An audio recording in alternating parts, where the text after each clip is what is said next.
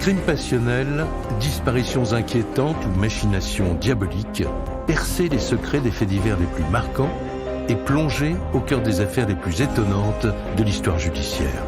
La découverte de la vérité ne tient parfois qu'à un fil. Bienvenue dans Chronique criminelle. Dans cet épisode, l'affaire Lionel Gage. Dans ce podcast inédit, nous allons plonger au cœur de l'un des plus grands scandales sanitaires de ces dernières années. D'un côté, plus de 300 victimes. Et de l'autre, 2 dentistes accusés d'avoir mutilé leurs patients. Quand le scandale éclate, Lionel Gage, le principal mis en cause, gagne rapidement un terrible surnom, le boucher de Marseille. Après 10 ans d'instruction, le procès de Lionel Gage et de son père s'est ouvert au printemps 2022. Nous y étions, avec en toile de fond une seule question: les victimes obtiendront-elles réparation? La réponse dans ce nouveau podcast de Chronique criminelle.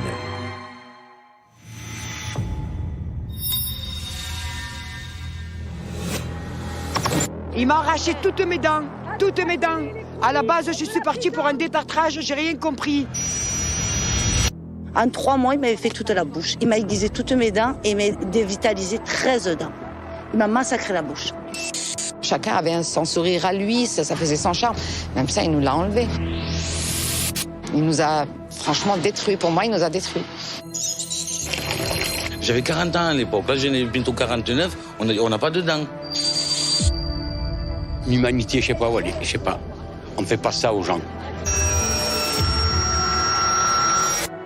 Moi, j'ai arrêté de pleurer de toutes les façons. J'ai tellement pleuré que j'arrive plus. Je suis fatiguée de pleurer.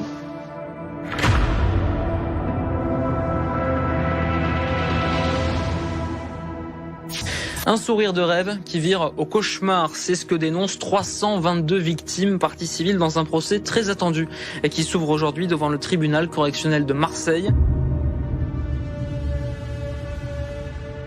Plus de 300 plaignants, 150 avocats. Un procès marathon qui doit durer 6 semaines dans une salle spécialement construite pour l'occasion.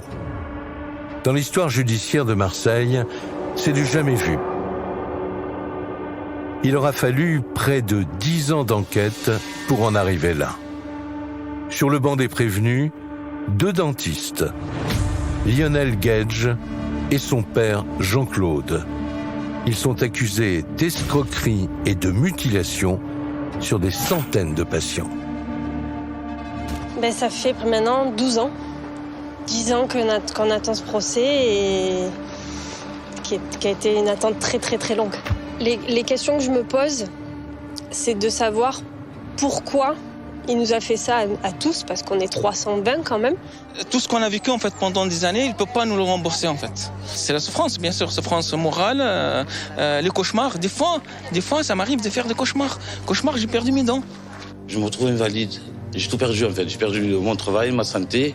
Je fais plus de sport, je fais plus rien. Il m'a brisé ma vie en fait. Qu'il puisse au moins avouer qu'il nous a mutilés et qu'on puisse nous en même temps oublier tout ça et passer à autre chose. Je sais pas quoi dire, il n'y a pas de mots. Il n'y a pas de mots parce que c'est vraiment, c'est une histoire de fou ça. Une histoire de fou que la justice va devoir disséquer pendant plus d'1 mois. Mais qui est Lionel Gage ? Et pourquoi ce jeune dentiste de Marseille se retrouve-t-il au cœur d'un énorme scandale sanitaire ? Est-il vraiment celui que ses victimes dénoncent ? Un homme sans scrupules qui a brisé leur vie.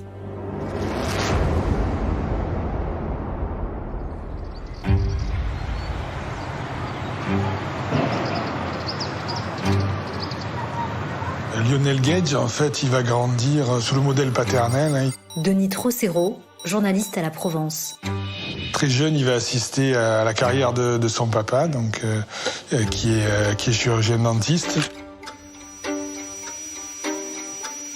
C'est un garçon qui a baigné dans ce milieu. Frédéric Monneret, avocat de la défense. De la médecine, de l'art dentaire, et qui a décidé d'en faire son métier.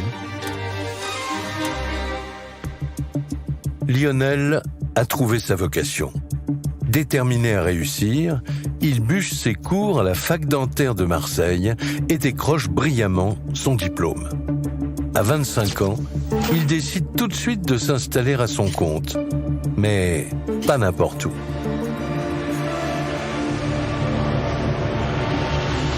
Loin des beaux quartiers où il a grandi, il s'établit dans le 15e arrondissement de Marseille.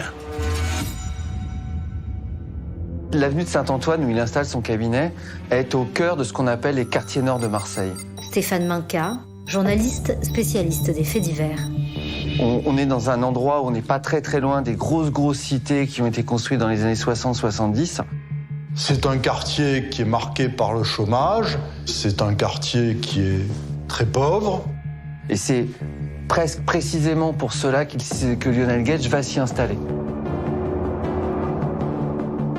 C'était un parti pris, c'était une volonté, parce qu'il pensait que là, il n'y avait pas forcément de professionnels de réputation. Et dès le début, il va accepter tout le monde. Le quartier est en plein désert médical. Personne ne vient s'installer ici. Alors pour ses habitants, c'est une véritable aubaine. D'autant que ce jeune dentiste est toujours disponible pour ses patients. C'est un médecin qui travaille beaucoup.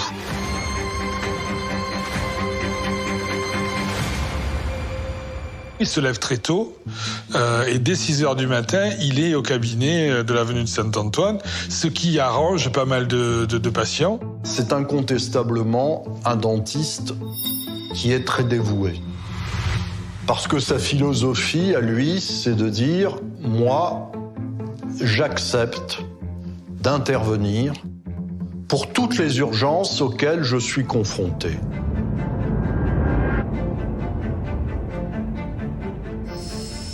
C'est le gars dévoué, t'as un problème, tu vas chez Gage, quoi.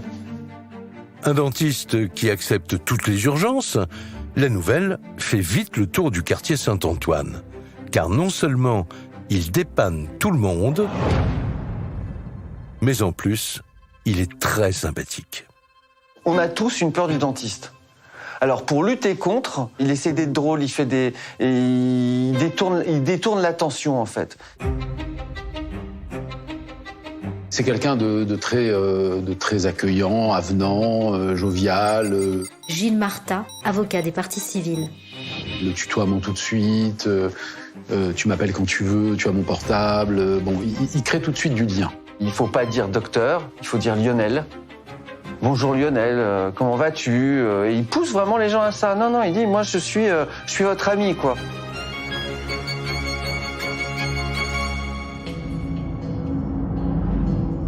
Cette chaleur humaine, c'est ce dont se souviennent Youssef, Sarah et Pierre. Aujourd'hui, ils se retrouvent tous avec un dentier. Derrière leur sourire, toutes leurs dents sont fausses, ou presque. Une situation qu'ils étaient loin d'imaginer lorsqu'ils rencontrent Lionel Gage près de 15 ans plus tôt. En 2 secondes, il a commencé à me tutoyer. On aurait dit qu'on était allés à l'école ensemble. Youssef, victime de Lionel Gage. Bon, moi, j'ai trouvé ça sympa. C'est bon, il est avenant, il est gentil. Lionel est très chaleureux. T'inquiète pas, tu mets-toi à l'aise. C'est vrai qu'il nous dit même, t'es comme ma petite sœur. Donc oui, t'inquiète pas, je vais bien te soigner. Sarah, victime de Lionel Gage. C'était familial quand on arrivait au cabinet. C'était très familial. La réputation de Lionel Gage dépasse vite le quartier Saint-Antoine. De toutes les cités alentours, on se presse dans son cabinet. Son père, Jean-Claude, vient rapidement lui prêter main forte. Sa patientèle explose et sa salle d'attente déborde. Quand on voyait le monde qu'il y avait chez lui, c'est inimaginable. Dans le couloir, les gens ils étaient jusque devant le trottoir. Tout semble sourire à ce jeune dentiste ambitieux. Son ascension fulgurante est couronnée par un très beau mariage. En 2006, il épouse la fille d'un riche promoteur immobilier. Lionel Gage a 26 ans. Il fait maintenant partie des notables de la région. Une incroyable réussite qu'il n'hésite pas à afficher.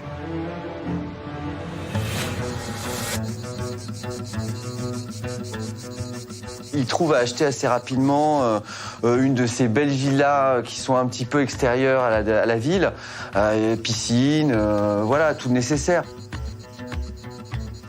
Il aime bien aussi parader, quoi. Donc il a une Porsche Cayenne, il s'est acheté une Aston Martin à 265 000 €. Faisait le beau, la belle voiture d'Aston Martin, vous rendez compte un peu? Il arrivait là, même les gars au café, tout ça, ils le regardaient avec envie. Et étonnamment, le quartier qui l'apprécie, qui le trouve si sympathique, est plutôt fier de cette réussite naissante. Marc-André Secaldi, avocat des parties civiles. Ils se disent, ça c'est un bon médecin, il est dans la voiture de James Bond, donc il doit manier la turbine comme James Bond. Lionel Gage a relevé son défi. Il voulait être un grand dentiste, apprécié et prospère. En 5 ans, il est devenu une star du soin dentaire dans les quartiers nord de Marseille. Tout semble lui sourire. Et pourtant, tout va s'écrouler.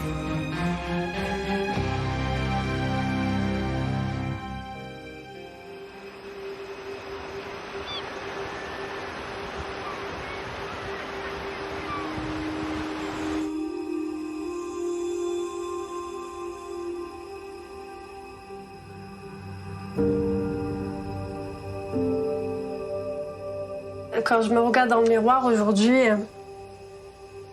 je vois une personne avec le sourire très changé, les dents qui ne lui ressemblent pas.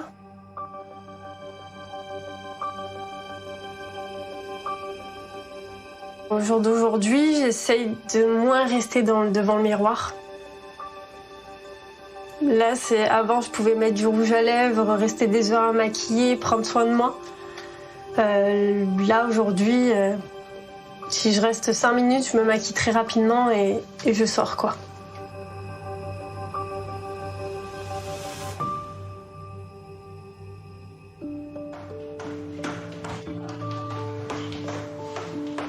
Sarah a 32 ans.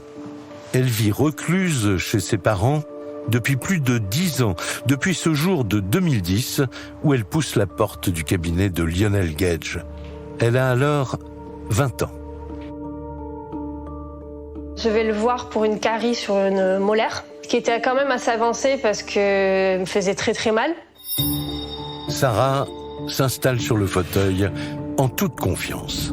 Elle connaît la réputation du dentiste et elle s'imagine qu'il va vite régler son problème. Mais après un rapide examen, elle se souvient avoir été surprise par son diagnostic.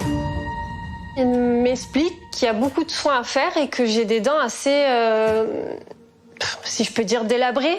Donc que c'est qu'il faut faire très attention et que je risque d'avoir mes dents qui vont tomber. Il m'a montré une photo d'un monsieur avec des dents noires, si je peux dire, toutes noires, la gencive noire aussi. Des dents qui manquent aussi, jaunes, toutes carriées. En me disant que si je continue à rester comme ça, mes dents presque vont devenir comme ce monsieur, d'après ce que j'ai compris. Et c'est vrai qu'il m'a fait peur. Donc je me suis dit, ah oui, il faut faire quelque chose, il faut que je me soigne. Il me promet un sourire de star. Donc à la deuxième photo, il me montre le beau sourire et qu'il va me faire un sourire de star.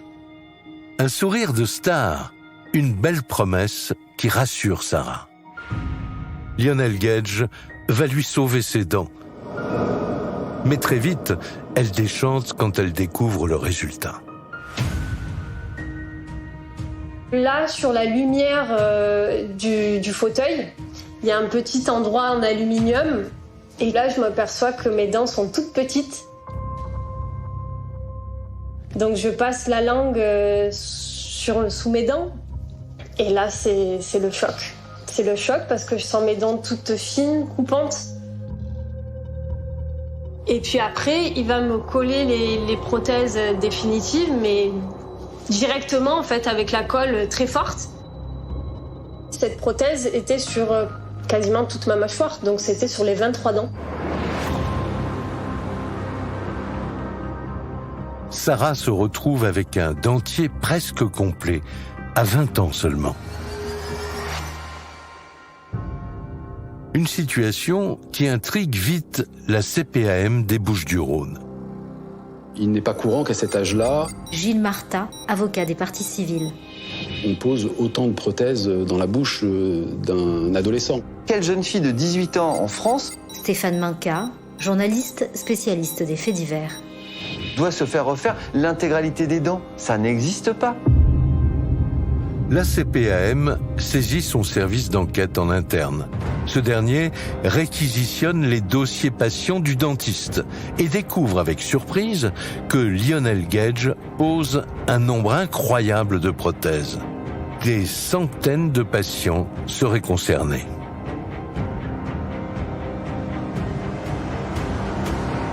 Pour une simple petite carie de rien du tout, j'ai vécu l'enfer pendant...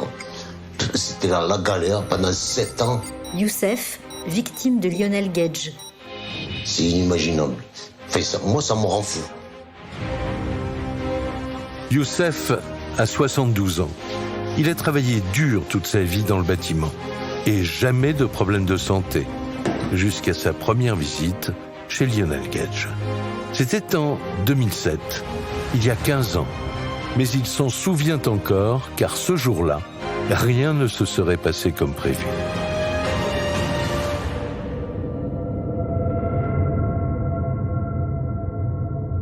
D'abord, il m'endort là-dedans, il me passe la roulette.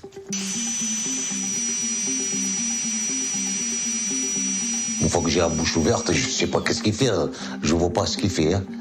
Au bout de quelques instants, reste-toi, je me reste. Ça va, il me dit ça va, tout va bien. Et comme je suis, la bouche elle est anesthésiée, j'ai l'impression d'avoir une bouche comme ça.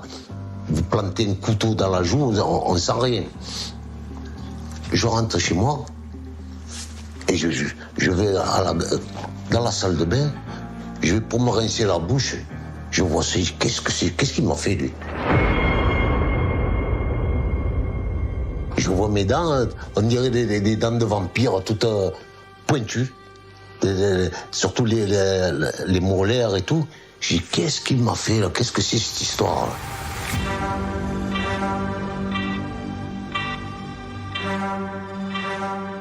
Le lendemain, je l'appelle. Je dis, qu'est-ce que tu m'as fait là? J'ai les dents, elles sont pointues et tout. C'est quoi cette histoire? Mais non, il me dit, t'inquiète pas, c'est pour les couronnes. Mais qui t'a dit que je voulais des couronnes? Et le piège était refermé. Il m'a dit surtout, de toute façon, après moi, en quelque sorte, vous n'aurez plus à avoir de dentiste. Oh, bénédiction. Vous n'aurez plus de problème. Ah, c'est tout. Pierre, victime de Lionel Gage. Il n'y a que comme ça qu'on a pu se laisser bluffer comme ça. À 80 ans, Pierre profite enfin de sa retraite et de son jardin. Mais il a dû se battre pour retrouver cette joie de vivre. Tout commence pour lui, en plein cœur de l'été, par une rage de dents inopinées et la quête désespérée d'un dentiste disponible. Je suis fin juillet, début août, j'ai un problème de dents. Mon dentiste était parti en congé. Je téléphone autour, congé, les réponses. Et voilà que je fais le numéro de Gage. Il a dit, écoutez, je vous prendrai même avant mon horaire d'ouverture. Venez, sans problème, je vous prends. Qu'est-ce qu'il fallait demander de plus? J'étais tombé sur le bon Dieu. Il me fait asseoir et il commence à m'arracher une dent. Il me dit, tiens, je vois que vous vous comportez bien et que finalement vous résistez, ben je vous en arrache encore une. Ah, puis finalement, ça se passe bien, je vous en arrache encore une. Mais je rentrais à la maison, j'étais complètement tremblant et tout. Ma femme me dit, mais qu'est-ce qu'il te fait? C'est pas possible. Et puis, ça s'est passé comme ça. Et on a enchaîné rendez-vous sur rendez-vous jusqu'à ce qu'il m'en ait arraché 14. J'ai 2 appareils en haut. J'ai un appareil collé devant, un petit appareil, et dessous, j'ai un grand appareil collé. Voilà. À la fin, donc, il me donne un miroir. Et là, je lui explique que les dents de devant, ce n'est pas mes dents. Je ne retrouve pas mes dents d'avant. Donc, je lui explique. Je lui dis, mais est-ce que c'est possible de reprendre ça parce que pour moi, elles sont trop grosses. Sarah, victime de Lionel Gage. Et il me dit, mais non, c'est pas possible. Le prothésiste les a déjà fait. Ça reste comme ça. On peut rien faire. Elles sont déjà collées. C'est fini.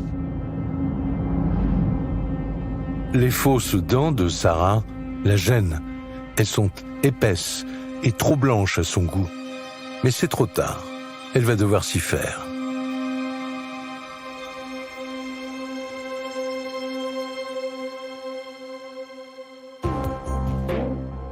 À la CPAM, les enquêteurs sont de plus en plus intrigués par l'activité de ce dentiste. Lionel Gage semble poser des prothèses de manière frénétique et dans des proportions hors normes. Après de rapides calculs, leurs soupçons se confirment.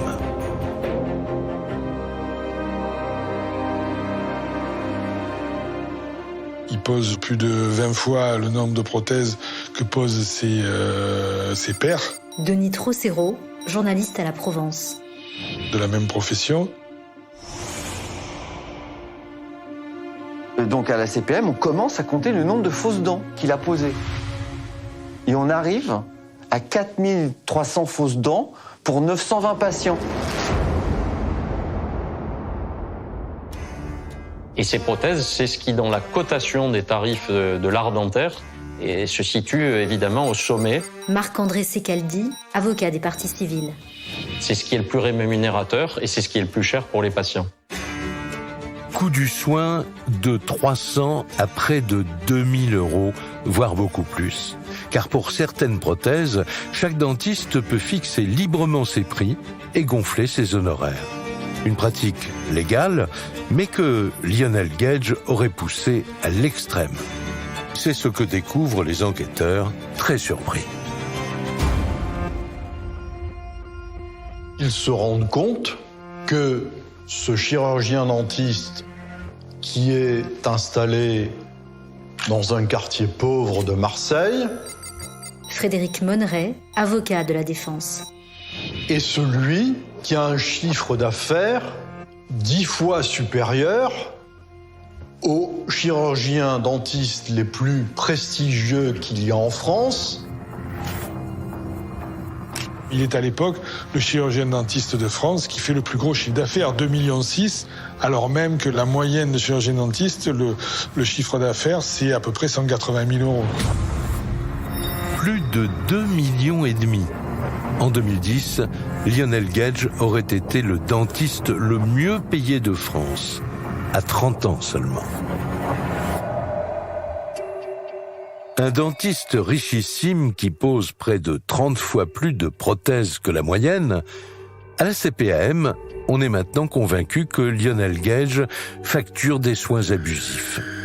La fraude serait énorme, entre 3 et 5 millions d'euros. Et une question inquiétante se pose maintenant. Ce dentiste ne serait-il pas en train, effectivement, Stéphane Minca, journaliste spécialiste des faits divers. de réaliser des travaux dentaires illégaux, inutiles, voire dangereux?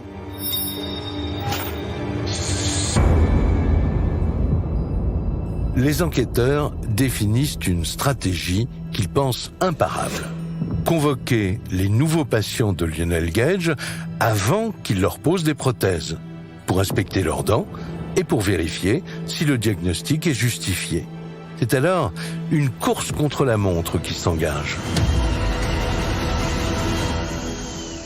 La difficulté, c'est que Lionel Gage travaillait très vite.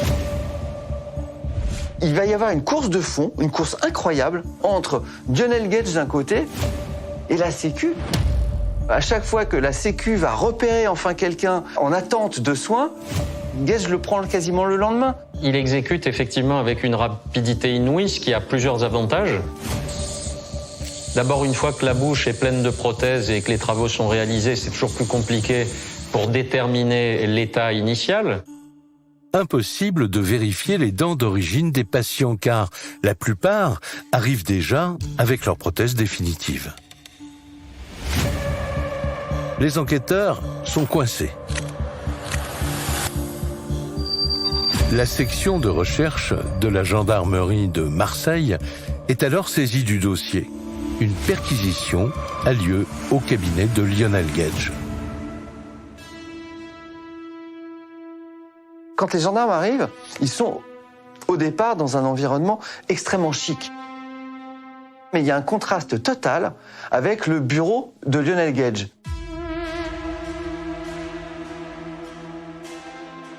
Traînent des dizaines de cartes vitales de ces patients.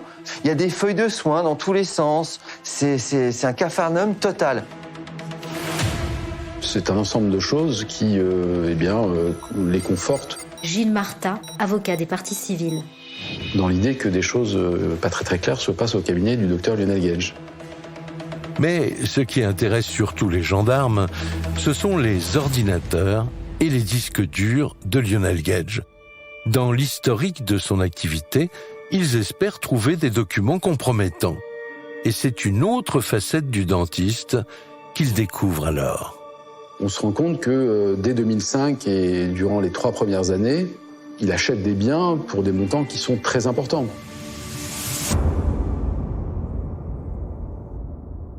Un premier appartement à Megève, puis des appartements à Paris. Ça cumule en 2009-2010 avec l'achat d'un immeuble entier, un ancien hôpital d'ailleurs, qu'il réhabilite pour construire des appartements. Évidemment, il a la maison assez cossue dans la campagne aixoise. Mais le patrimoine immobilier a été évalué à peu près à 12 millions d'euros. Il a l'Aston Martin Porsche Cayenne, 14 œuvres d'art d'Andy Warhol. Il a un yacht qu'il aurait acheté 700 000 euros. Les gendarmes réalisent que Lionel Gage ne serait pas seulement le dentiste le plus riche de France, c'est aussi un investisseur boulimique. On est face à un médecin qui a voulu tout avoir tout de suite, qui s'est extrêmement endetté. Quand vous empruntez pour 11 millions d'euros, ça représentait globalement une charge de remboursement mensuel de 60 000 euros. 60 000 euros par mois. Une pression financière ahurissante. Pour les gendarmes, c'est le mobile tout trouvé de l'escroquerie.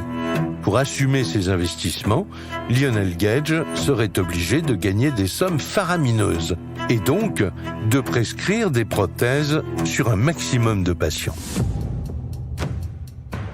Mais à ce stade de l'enquête, rien ne le prouve.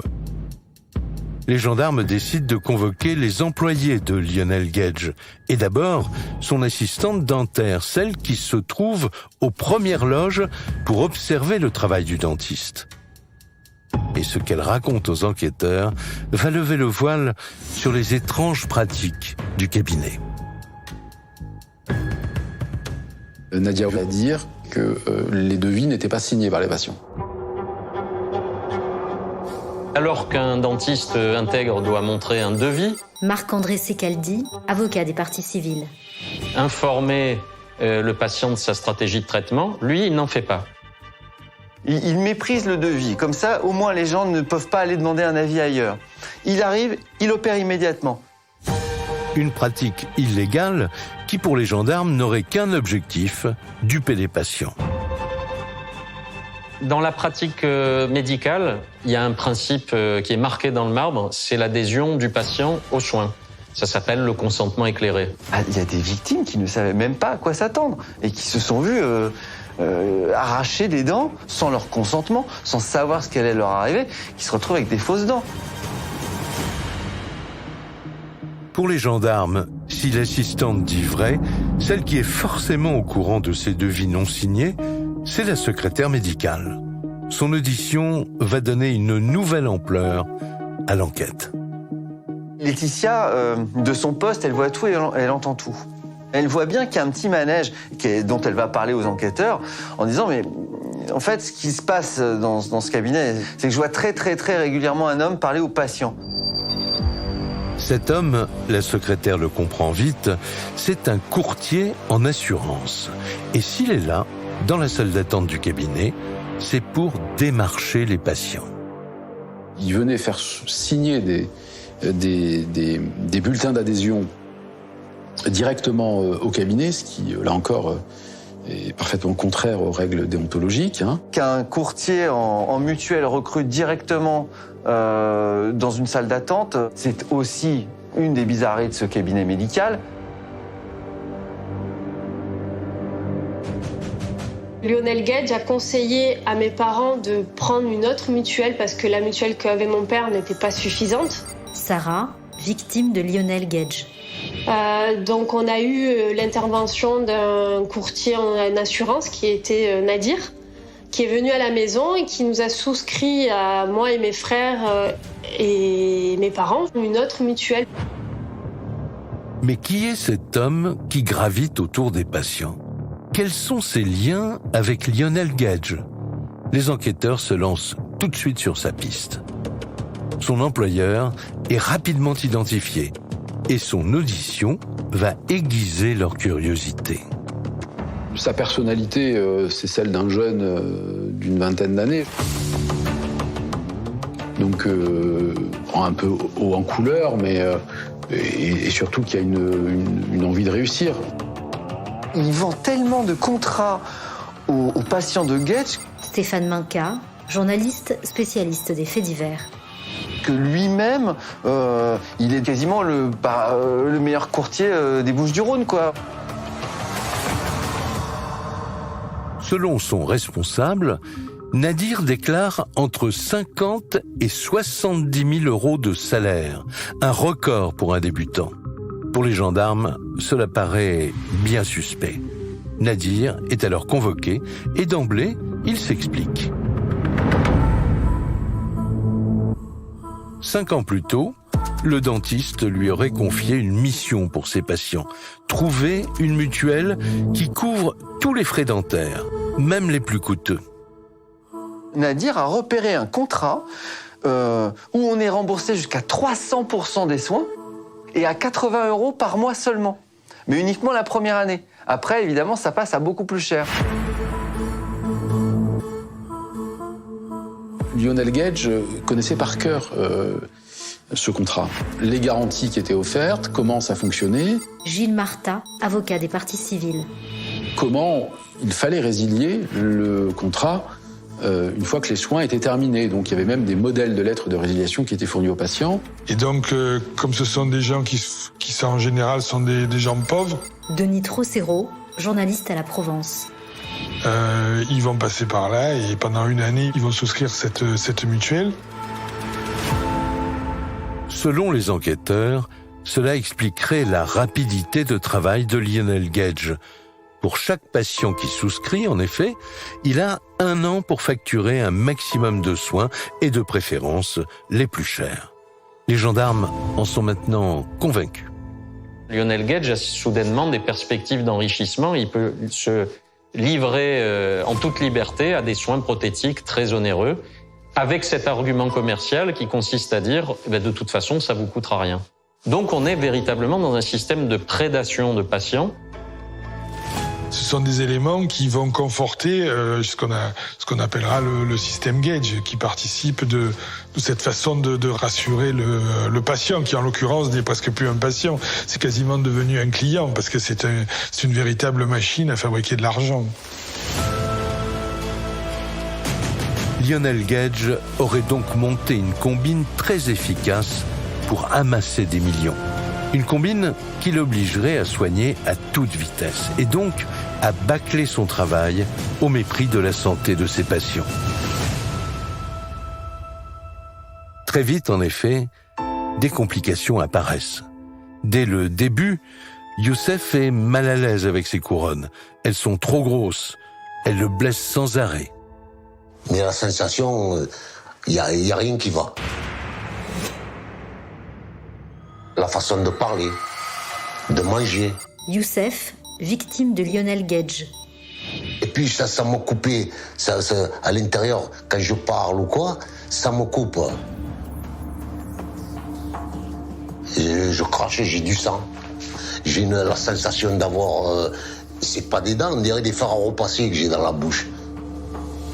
S'alimenter, s'exprimer, tout devient difficile pour Youssef. Et la situation s'aggrave de jour en jour. Son quotidien vire au supplice. Mais alors, des douleurs, mais c'est pire qu'une rage de dents, atroce, à devenir fou. Je dormais pas. C'était un enfer. Dans ma tête, on aurait dit que j'avais des abeilles dans ma tête.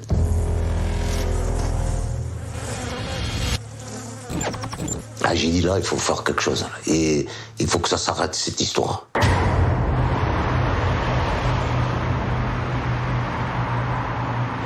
Je vais avoir beaucoup de gingivite à répétition, des abcès. Après, c'est vrai que la mauvaise haleine est tout le temps là, présente. Aussi des douleurs, des grosses douleurs aux dents. Je suis rentré chez Gage. Je mangeais comme normalement. Je pouvais faire tout normalement. Pierre, victime de Lionel Gage. Et en sortant chez Gage, qui devait m'arranger, je ne pouvais plus rien faire. Par exemple, mordre dans une pomme, alors là, c'est pas la peine d'essayer. Mordre le bout de pain, c'était pas possible. Il y avait toujours cet appareil-là du milieu qui tombait. Les prothèses de Pierre ne tiennent pas. Elles auraient été mal collées. Les repas deviennent un enfer. Il a peur à tout moment de perdre ses fausses dents. Et il doit bannir tous les aliments trop consistants. Un calvaire que vit également Youssef. Dans sa bouche, c'est le désastre. Des kystes, mes dents qui commençaient pratiquement à pourrir, toutes les couronnes, c'était gonflé, elles étaient pas adaptées. Et les infections, elles commençaient. J'ai tous les sinus ici qui sont bouchés, hein, tout ici.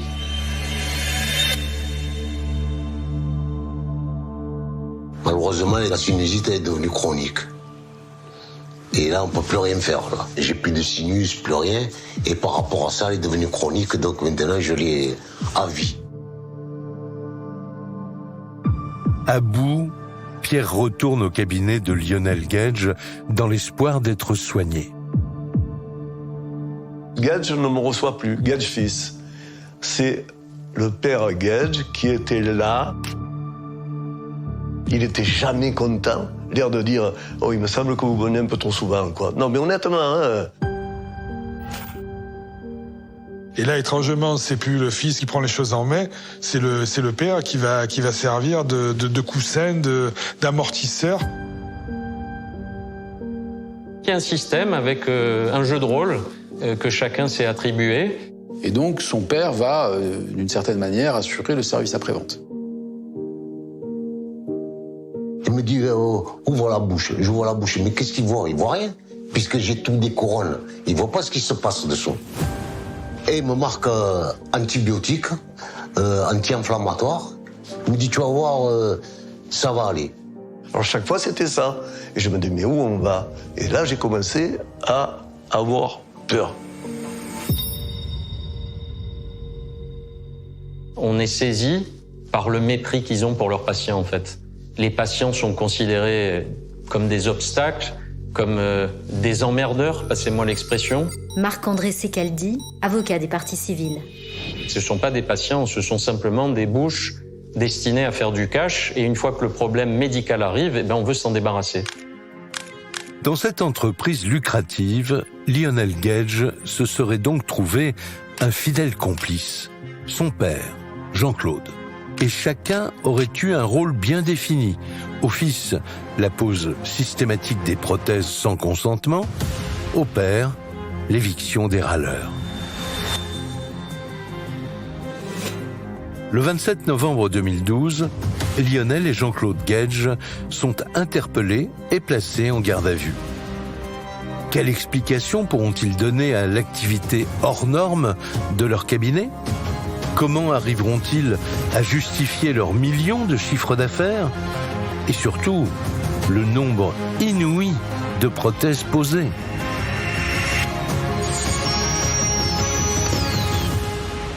Les enquêteurs pensent que la partie va être très serrée. Stéphane Minka, journaliste spécialiste des faits divers. Parce qu'il leur manque l'essentiel, c'est-à-dire la preuve que les actes médicaux n'étaient pas justifiés. Et cette preuve, ils ne peuvent l'obtenir que de Lionel Gage. Mais rapidement, ils se heurtent à un mur. Il répond de manière assez générale aux questions qu'on lui pose. Gilles Marta, avocat des parties civiles. Mais quand on va dans le détail, il se souvient plus. Il peut pas répondre. Lionel Gage, tout le long de ses auditions, est droit dans ses bottes, puisque quand on lui fait remarquer qu'il a un nombre important de patients... Frédéric Monneret, avocat de la défense. Et qu'il est difficile de traiter tous ces patients au cours d'une même journée, il explique « Mais je suis un excellent dentiste ». Il estimait qu'il était meilleur que la plupart de ses autres confrères. Denis Trocero, journaliste à la Provence. Il s'est targué à un moment donné de dévitaliser une dent en 10 à 15 minutes, là où ses confrères mettaient en moyenne 45 minutes. Vous pouvez vérifier, tous les actes que j'ai déclarés ont été réalisés par mes soins. Et si je les ai faits, il y a toujours une justification médicale. Il y avait notamment des patients qui avaient de graves problèmes dentaires, de caries, de dents qui se déchaussaient. Et moi, en conscience, j'estimais qu'il fallait traiter ces patients. Il se vit complètement en Mozart de l'art dentaire, et pour lui, les autres ne sont que des besogneux, quoi.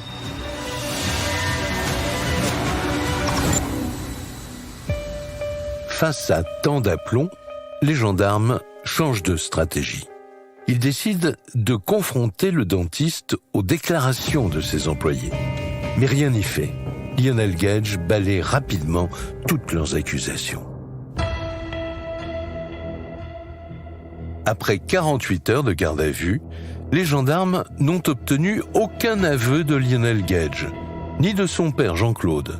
Mais le 29 novembre 2012, ils sont mis en examen pour escroquerie.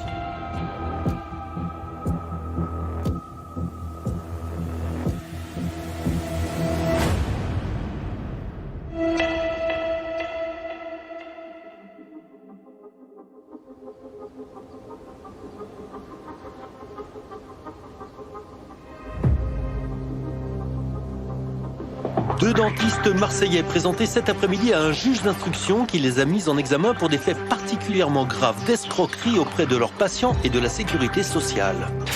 Lionel Gage a été à une époque le dentiste le plus prospère de France avant d'être radié, accusé d'avoir mutilé plus de 450 patients. On est sur du gravissime en termes de montant, de persistance de cette pratique. Jacques Dallest, procureur de la République de Marseille. Et d'abus sur des personnes vulnérables et d'absence totale de scrupules.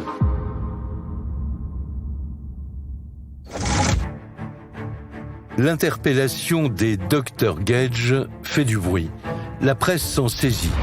Toute la France découvre soudain ces intrigants dentistes qui auraient siphonné les caisses de la Sécu. À Marseille, c'est la stupeur. C'est une affaire totalement folle parce que c'est le dentiste riche qui se fait son argent sur le dos des plus pauvres.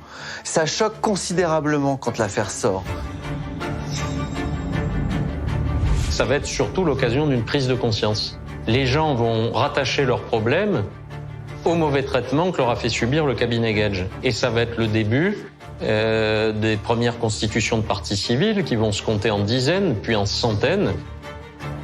Dans tous les commissariats de Marseille, il y avait des gens qui venaient pour déposer plainte. Il y a aussi certaines personnes qui ont été entendues dans le cadre de l'enquête et qui ont dit qu'elles étaient totalement satisfaites par l'intervention de Lionel Gage. Et au bas mot, il y en a au moins 3500 qui n'ont pas déposé plainte. Cette médiatisation a finalement pu libérer leurs paroles. Ce qui est exceptionnel. Des gens ont pu se rendre compte que le grand docteur dont on louait la gentillesse et le savoir-faire dans tout le quartier, en fait, c'est peut-être juste un escroc.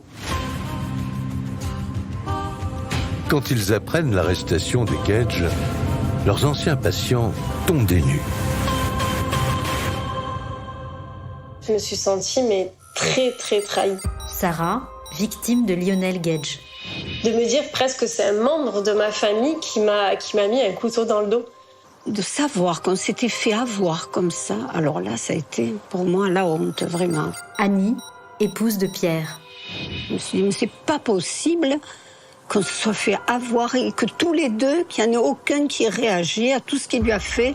Je sais pas, j'ai jamais compris. Oui, je suis en colère contre lui pour de me dire que il m'a eu juste pour de l'argent. Pour Sarah, Pierre et Youssef, c'est le déclic. Ils décident de porter plainte. Et comme eux, ils seront bientôt près de 300 à témoigner devant les gendarmes. Un nombre record de victimes présumées qui racontent toutes la même chose. Un véritable massacre dans leur bouche. Les enquêteurs seraient donc face à un énorme scandale sanitaire.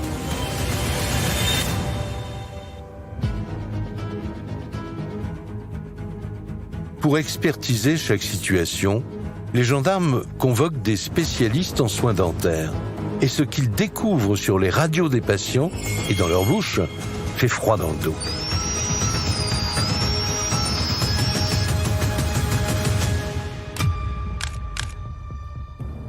Sur la période reprochée, sur 2006-2012, il a dévitalisé 3900 dents sur plus de 300 victimes.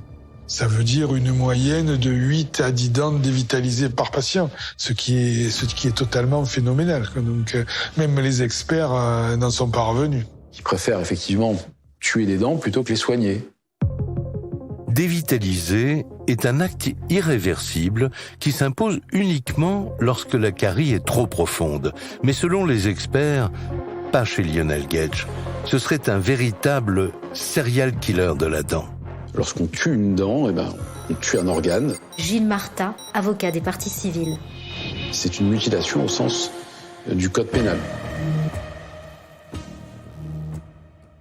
Et là, si on voulait résumer le résultat de quelques années de cabinet Gage sur la bouche des gens... Marc-André Secaldi, avocat des parties civiles. On pourrait dire qu'on n'est pas sur la croisette, on est plutôt dans un film d'horreur, et le film d'horreur, on pourrait l'appeler Massacre à la fraiseuse, vous voyez, un truc comme ça. Lionel Gage ne serait donc pas seulement un escroc, mais aussi un bourreau en blouse blanche. Il est définitivement radié de l'ordre des chirurgiens dentistes, et son père également. Tous deux devront répondre de leurs actes devant la justice. En attendant le procès, une saisie est ordonnée de tous les biens et comptes bancaires de Lionel Gage. Très vite, pour les enquêteurs, de nouveaux soupçons apparaissent. L'instruction, compte tenu du nombre de victimes très important, va mettre son temps, et le temps va être un atout pour lui pour organiser son insolvabilité. Il va transférer son patrimoine au profit de son épouse, au profit d'autres personnes. Bon, il peut petit à petit essayer de protéger son patrimoine. Il se serait arrangé pour mettre sa fortune à l'abri. Mieux encore, les gendarmes apprennent qu'il s'est acheté un bureau de tabac en plein cœur d'Aix-en-Provence, un commerce très chic et florissant. C'est pas le PMU du coin qu'il a acheté. Hein. Il a acheté un des trucs les plus classes d'Aix-en-Provence. C'est l'endroit où on va chercher son Havane. C'est une cave à cigares. C'est l'endroit des notables en fait. Et donc et il tient cet endroit quoi. Lionel Gage s'est donc trouvé un nouveau métier. Il a su rebondir et tourner la page.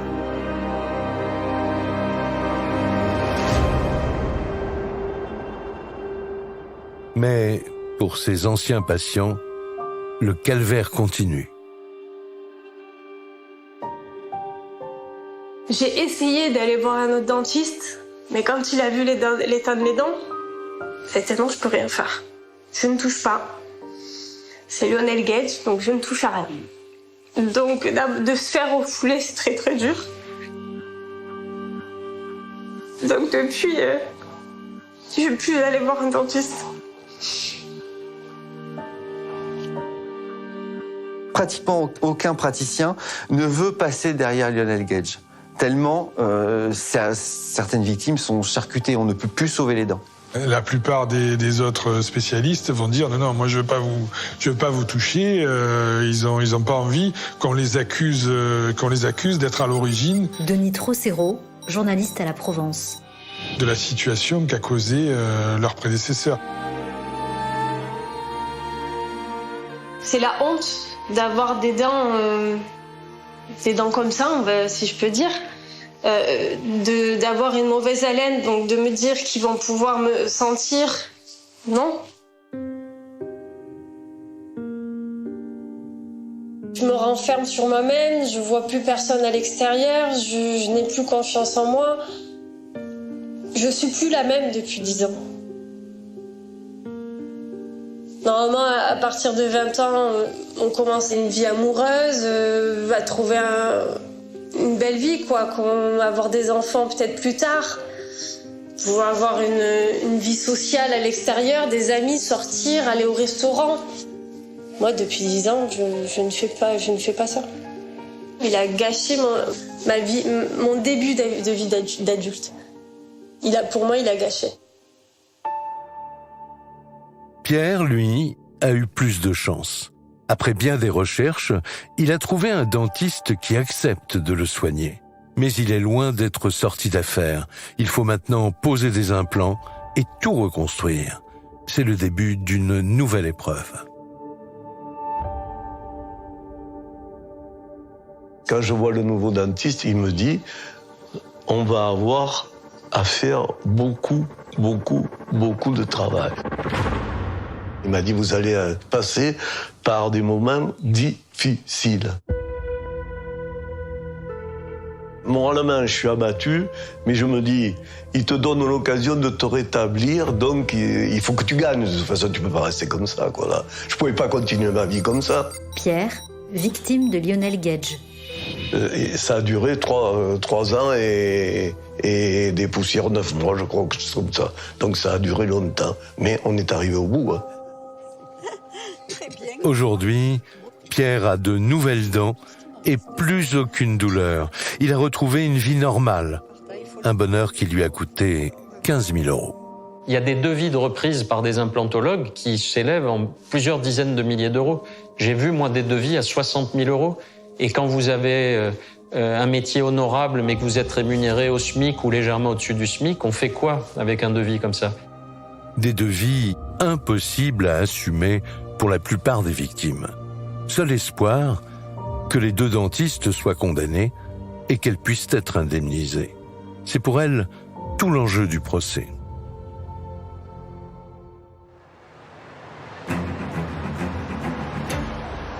« 28 février 2022. Lionel et Jean-Claude Gage comparaissent enfin devant la justice. Ils sont poursuivis pour escroquerie et mutilation. Ils encourent 10 ans de prison. Face à eux, plus de 300 plaignants assistés d'une centaine d'avocats. On est vraiment dans un dossier hors norme. C'est pour ça que la juridiction marseillaise a pris le parti pour la première fois de créer ce qu'on va appeler une salle procès hors norme, une salle de 400 places dans le 3e arrondissement de Marseille. Moi, j'en ai vu beaucoup des procès, mais des maxi-procès où on crée une salle exprès avec on est dans une salle créée pour un maxi-procès avec des micros partout, des journalistes. C'est un procès emblématique sur le plan du droit à la santé. Frédéric Monneret, avocat de la défense. Parce que on a rarement vu dans une salle d'audience autant de victimes. Un jeune, on va l'arrêter pour un permis de conduire, pour un petit délit, et un gars comme ça, on le laisse dehors. Des plaignants qui attendent ce procès depuis plus de 10 ans, avec l'espoir que Lionel et Jean-Claude Gage s'expliquent enfin. Mais très vite, c'est la déception. Les deux dentistes contestent toutes les accusations portées contre eux. Quand il parlait, j'avais vraiment les boules, comme on dit chez nous, hein, carrément les boules. Possible d'entendre ça. Il faut sortir. Et ouais, non, mais il faut quand même un peu écouter. Non, oui, non, oui, c'est ça. Non, mais là, après... Je vous ai entendu ruminer, j'ai dit, il va sortir. Mais ça fait un moment que je remue, hein, parce que... Un affront incroyable, quoi. Il se permettait d'enlever la parole à la présidente. Fallait voir au début hein, comment il était arrogant. Il a envoyé une avocate sur les roses. Sa façon de parler. Youssef, victime de Lionel Gage. Tellement qu'il m'a mis les nerfs, j'ai attrapé mon avocate à part, j'ai dit, mais maître, comment il se permet de parler à une avocate comme ça, lui? J'ai pas cru qu'il avait la conception qu'il était responsable de quelque chose. Lionel Gage continue de clamer son innocence. Mais lorsque les victimes défilent à la barre pour raconter leur calvaire, ces témoignages bouleversants font vaciller le dentiste. Il a commencé par dire qu'il y avait eu des erreurs thérapeutiques.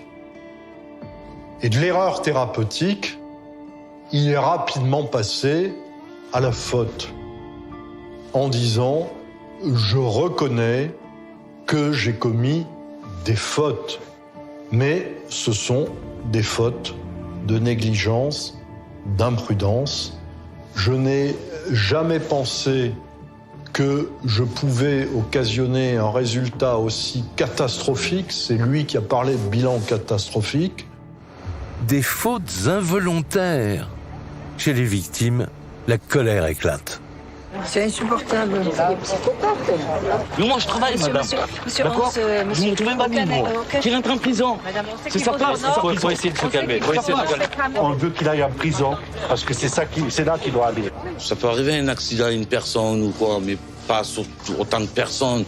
Et il fait ça sur des enfants de 13 ans, 14 ans. Il n'y a pas d'âge, en fait. Il n'y a que l'argent. Il n'intéresse que l'argent. C'est énorme. C'est une mutilation massive, quoi. C'est pas 2 ou 3 personnes. On est quand même 350 à avoir le même problème, bizarrement. C'est volontaire. C'est garanti, volontaire.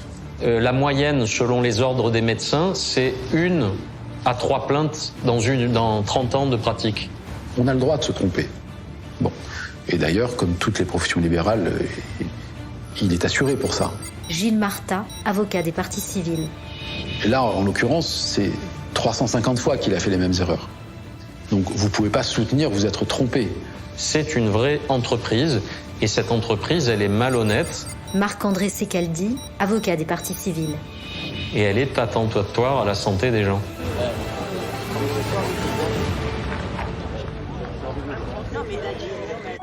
C'est pas parce qu'il y a 350 parties civiles qu'une faute devient volontaire. Frédéric Monneret, avocat de la défense. L'élément intentionnel n'existe pas. Il n'avait pas conscience que finalement, ces fautes allaient déboucher sur autant de désordre et sur ce qui est une véritable catastrophe sur le plan sanitaire. Le 5 avril 2022, le procès s'achève sans véritables aveux. Mais après 5 mois de délibéré, le verdict tombe. Pour une majorité de cas, Lionel Gage et son père Jean-Claude sont respectivement condamnés à 8 et 5 ans de prison pour escroquerie, faux et violences volontaires ayant entraîné des mutilations. Leurs avocats ont fait appel du jugement sur le plan pénal, estimant que la sanction était lourde et critiquable sur le plan de la proportionnalité. Incarcérés, Lionel Gage et son père, Jean-Claude, demeurent donc présumés innocents. Pour leurs victimes, c'est le début d'une nouvelle étape, celle tant attendue, où elles vont pouvoir se soigner et se reconstruire. La fin d'un cauchemar aussi pour Pierre et Youssef, qui vont profiter de leur retraite. Sarah, elle, a réussi à trouver un dentiste compréhensif qui a prévu de lui poser des prothèses plus ajustées. Le début pour elle d'une nouvelle vie. C'est un espoir de pouvoir oublier tout ça. Donc je me dis, je vais avoir un nouveau sourire et je m'accroche à cet espoir.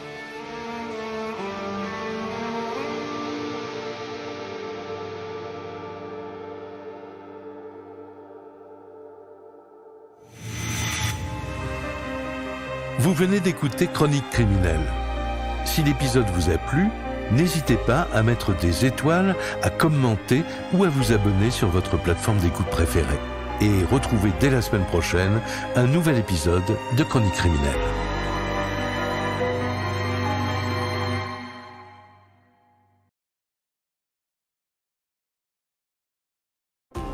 Crime passionnel, disparitions inquiétantes ou machinations diaboliques, percer les secrets des faits divers les plus marquants et plonger au cœur des affaires les plus étonnantes de l'histoire judiciaire. La découverte de la vérité ne tient parfois qu'à un fil. Bienvenue dans Chronique criminelle. Dans cet épisode, l'affaire Francette-Pierre-Émile. Pour ce podcast inédit, direction la Martinique et ses plages paradisiaques. Mais c'est pourtant l'enfer qu'a vécu Francette-Pierre-Émile. Cette institutrice sans histoire disparaît un jour mystérieusement pendant sa pause déjeuner. Quelques semaines plus tard, son corps est retrouvé au fond d'un ravin. Rapidement, les enquêteurs en sont convaincus, l'assassin est à rechercher dans la propre famille de Francette. Mais qui? Et surtout, pourquoi? La réponse dans ce nouveau podcast de Chronique criminelle.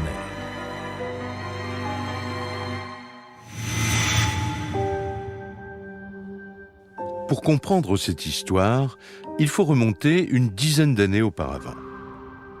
Tout commence dans les Antilles françaises, à Fort-de-France, sur l'île de la Martinique.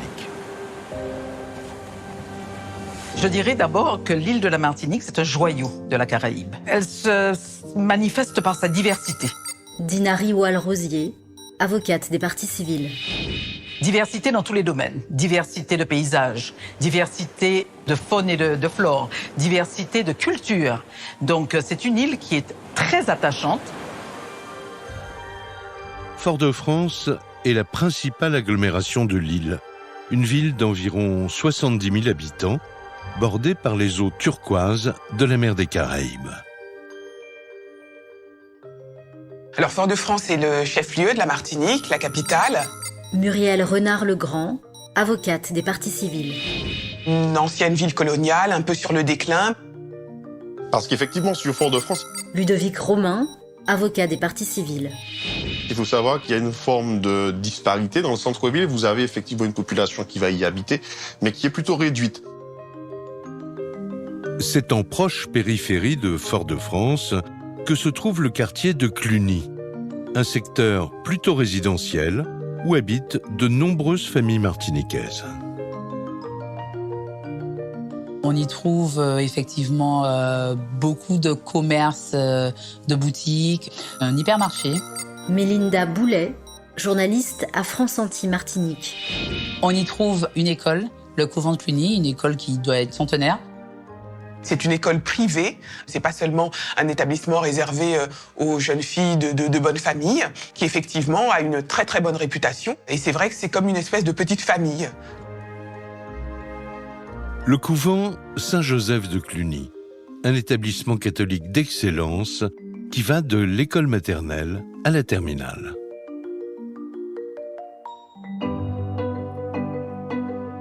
C'est ici que Francette Pierre-Émile travaille depuis de longues années. Geneviève Tell, la directrice, et Paul Gabriel, l'une de ses collègues, se souviennent d'elle avec émotion. Alors, Francette est arrivée dans cet établissement très tôt, puisqu'elle était d'abord surveillante. Geneviève Tell, directrice de l'école Saint-Joseph de Cluny. Et puis, elle est devenue enseignante. C'est devenu plus que ma collègue, c'est devenu véritablement une amie, quelqu'un avec qui j'avais d'énormes affinités. Étant donné que c'était une femme tellement avenante, tellement solaire, qui vous mettait en confiance. Paul Gabriel, ami de Francette.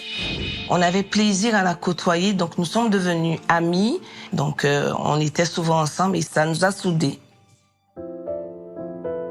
Après toutes ces années passées à Cluny, Francette Pierre-Émile a réussi à faire l'unanimité autour d'elle, au point de devenir l'un des piliers de l'équipe enseignante.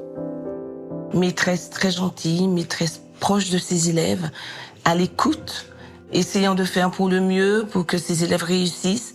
Les élèves et les parents ont gardé un excellent souvenir de Francette. On savait qu'on pouvait aller voir Francette lorsqu'il y avait un problème parce qu'elle avait toujours cette oreille attentive et qu'elle avait toujours cette douceur en elle. À 59 ans, Francette est une femme à la fois épanouie et très séduisante, mais aussi une mère de famille accomplie, comme en témoigne sa propre fille, Alexa. C'était une très belle femme, elle avait un très joli visage. Alexa Pierre-Émile, fille de Francette. Et surtout, une magnifique chevelure. Elle avait de très beaux cheveux et toujours très élégante, toujours bien habillée. Elle aimait ça. Elle avait une démarche très particulière, un peu aérienne. Elle était vraiment très classe. Vraiment sain de corps et d'esprit, avec une très bonne mentalité.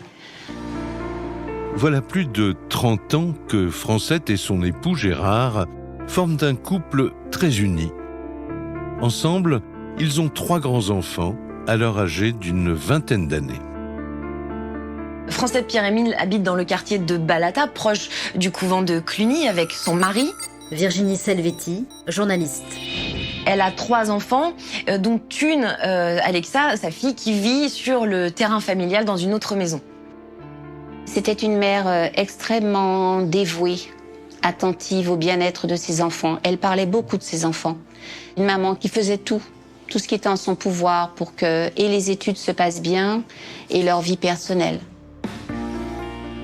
Un mari qui s'occupe au quotidien du foyer, un métier qui la comble, une vie de famille des plus harmonieuses.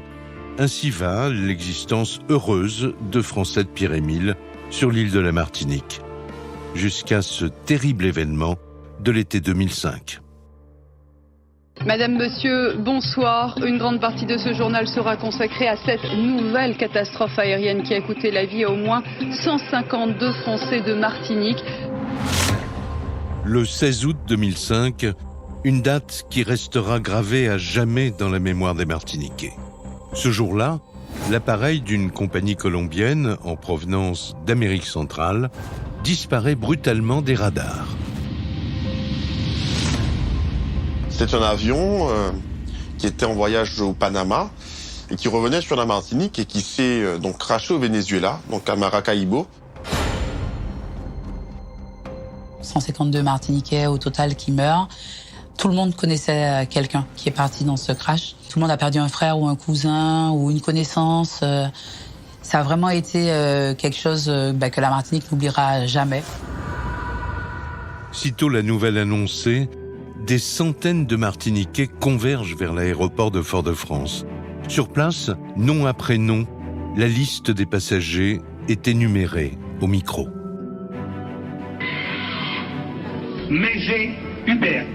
Une scène insoutenable. Tout le monde veut comprendre ce qui s'est passé. Jean-Marc Pulvar, journaliste à RCI. Et à chaque fois qu'on citait un nom de victime, on entendait un cri, si bien qu'ils ont dû cesser de citer des noms.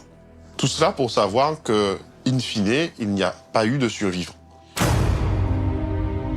Parmi les très nombreuses familles de Lille frappées par ce drame épouvantable, celle de Francette. Ce jour-là, l'institutrice perd son frère, prénommé Raphaël.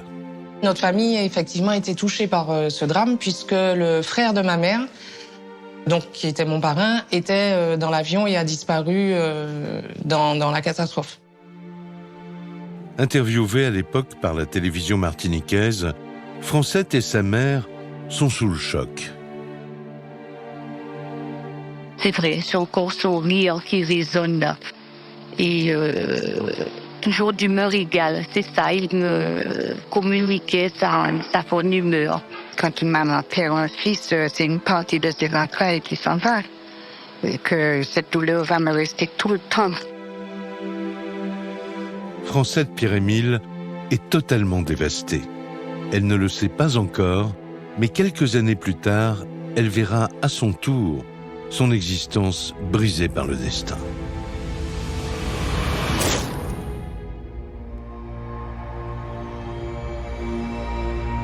« 2 décembre 2014. 9 ans se sont écoulés depuis la catastrophe aérienne.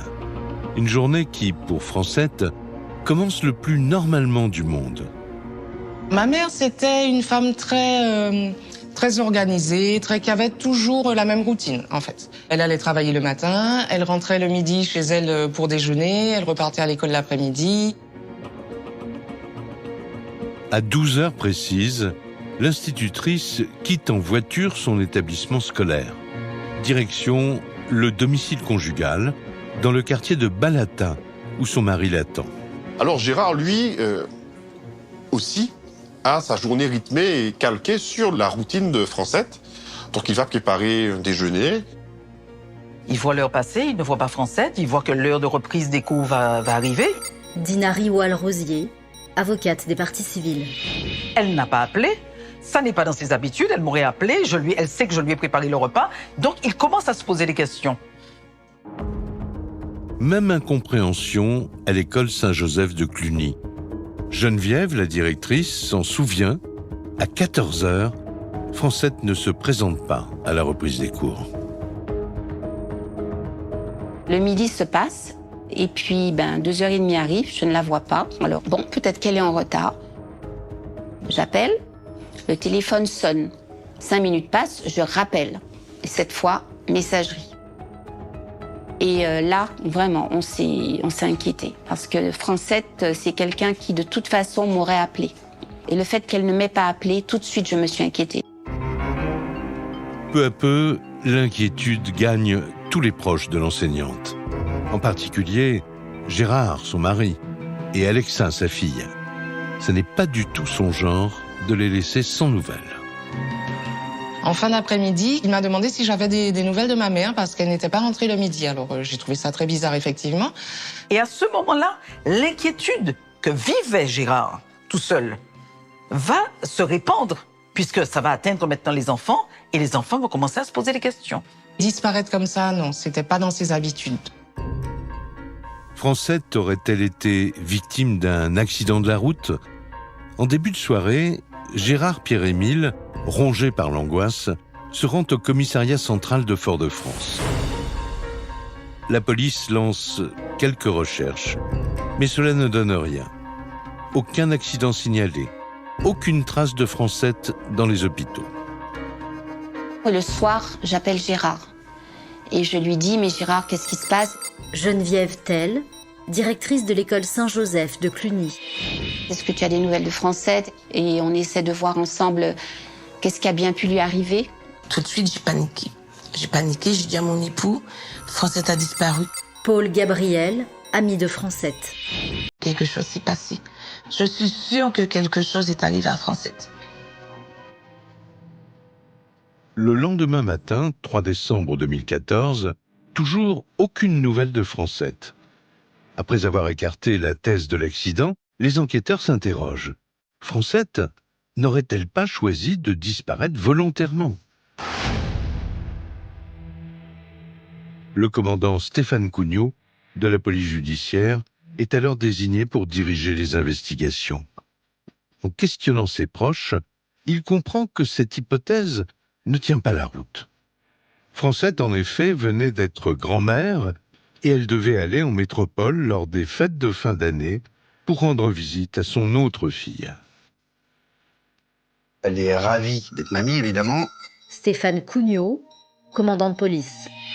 Et elle préparait un voyage de Noël en métropole pour y rejoindre sa fille Mélanie. Son premier petit enfant, c'était un événement extraordinaire. Je crois que toute l'école était au courant. Elle a partagé sa joie, son bonheur intense d'être enfin grand-mère. Elle attendait ça. Dans ces conditions, pourquoi vouloir se volatiliser ? Tandis que les questions se bousculent, un événement va tout faire basculer.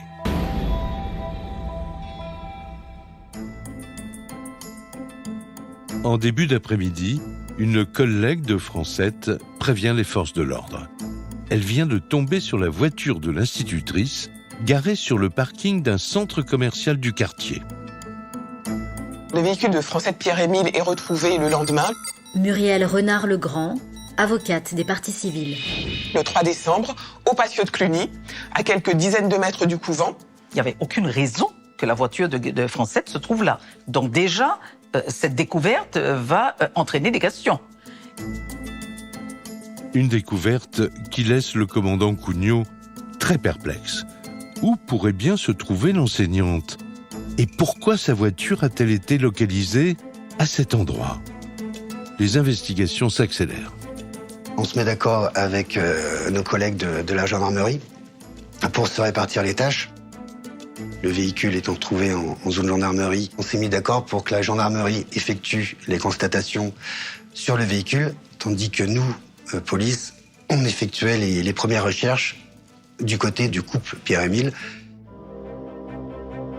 Le véhicule de la disparue est passé au peigne fin par les gendarmes. Et très vite, un premier élément les intrigue. Dans la voiture, on retrouve effectivement ses affaires de classe. Alexa Pierre-Émile, fille de Francette. Ses livres, ses cahiers, ses copies, qui sont assez un peu éparpillés un peu partout. Mais aucune trace ni de son téléphone portable, ni de son sac à main. Virginie Selvetti, journaliste. De la vie de tous, Francette Pierre-Émile est une femme ordonnée. Il est très étonnant que sa voiture soit en désordre. Voilà qui ne correspond pas, en tout cas, au caractère de Francette. Et ça n'est pas tout. Il y a une chose qui va attirer leur attention. Jean-Marc Pulvar, journaliste à RCI. C'est le positionnement du siège du conducteur. Puisque le siège est reculé et incliné. Or, Francette Pierre-Émile, qui n'était pas très grande, conduisait très proche du volant et surtout le siège très droit. Ce qui laisse penser aux enquêteurs que ce n'est pas Francette Pierre-Émile qui était au volant de sa voiture. Comme si quelqu'un de bien plus grand que Francette avait conduit sa voiture avant de l'abandonner près de l'école. Une hypothèse qui se confirme lorsque la gendarmerie découvre un ADN masculin à l'avant du véhicule. Donc les constatations ont permis aussi d'effectuer de nombreux prélèvements d'ADN, en particulier au niveau du siège conducteur. Pour vous synthétiser, il y a eu à peu près 70 scellés de prélèvements qui ont été réalisés. Des traces ADN qui appartiennent à quelqu'un dont on ne connaît pas pour le moment l'identité. Mélinda Boulet, journaliste à France Antilles Martinique. On se dit, mais qui est cette personne en fait ? Qui peut bien être ce mystérieux conducteur ? Et pourquoi se trouvait-il au volant de la voiture de Francette ? Pour les enquêteurs, voilà qui commence à faire beaucoup. Pourtant, ils ne sont pas au bout de leur surprise. Les constatations ont permis de révéler la présence de sang sur un pare-soleil qui était dans le coffre du véhicule, mais également tout un tas de taches de sang au niveau de la garniture du coffre. On va bien sûr automatiquement envoyer en analyse. Les analyses effectuées vont révéler qu'il s'agit du sang de Francette Pierre-Émile. Ce siège avant reculé, cet ADN masculin inconnu, et maintenant ces traces de sang. Face à ces éléments inquiétants, l'affaire change totalement de dimension. À partir du moment où on a connaissance des traces de sang frais dans le coffre du véhicule, on en avise évidemment le magistrat qui bascule de disparition à enlèvement et séquestration. À partir de maintenant, c'est une course contre la montre qui va s'engager pour retrouver Francette Pierre-Émile. La maîtresse d'école au grand cœur aurait-elle fait une mauvaise rencontre? Serait-elle retenue quelque part contre son gré? La piste du kidnapping occupe désormais tous les esprits. Mort d'inquiétude, Gérard Pierre-Émile, le mari de l'enseignante, lance un appel désespéré à la télévision. Ce qui est très inquiétant, c'est de voir que ça dure depuis maintenant près de 5 jours. Gérard Pierre-Émile, mari de Francette. Quel est le mobile de la personne qui la détient, si quelqu'un la détient? Pourquoi? Qu'est-ce qu'il attend? Qu'est-ce qu'il souhaite? Quel est son mobile? Qu'est-ce qu'il veut? En fait, si quelqu'un la détient, qu'est-ce qu'il veut? Qu'il nous rende notre maman et qu'on lui donne ce qu'il veut. Mais les heures passent et aucune demande de rançon n'est reçue par la famille. Une famille qui, par ailleurs, ne roule pas sur l'or. Alors pourquoi s'en prendre à Francette? Il n'y a pas de difficulté financière, mais pour autant, ce n'est pas une famille riche, donc on imagine mal quelqu'un enlever Francette Pierre-Émile pour un motif financier. À ma connaissance, il n'y a jamais eu ce type d'enlèvement ici, avec demande de rançon. Donc on a pu en parler, mais c'est pas vraiment une hypothèse qu'on a privilégiée, quoi.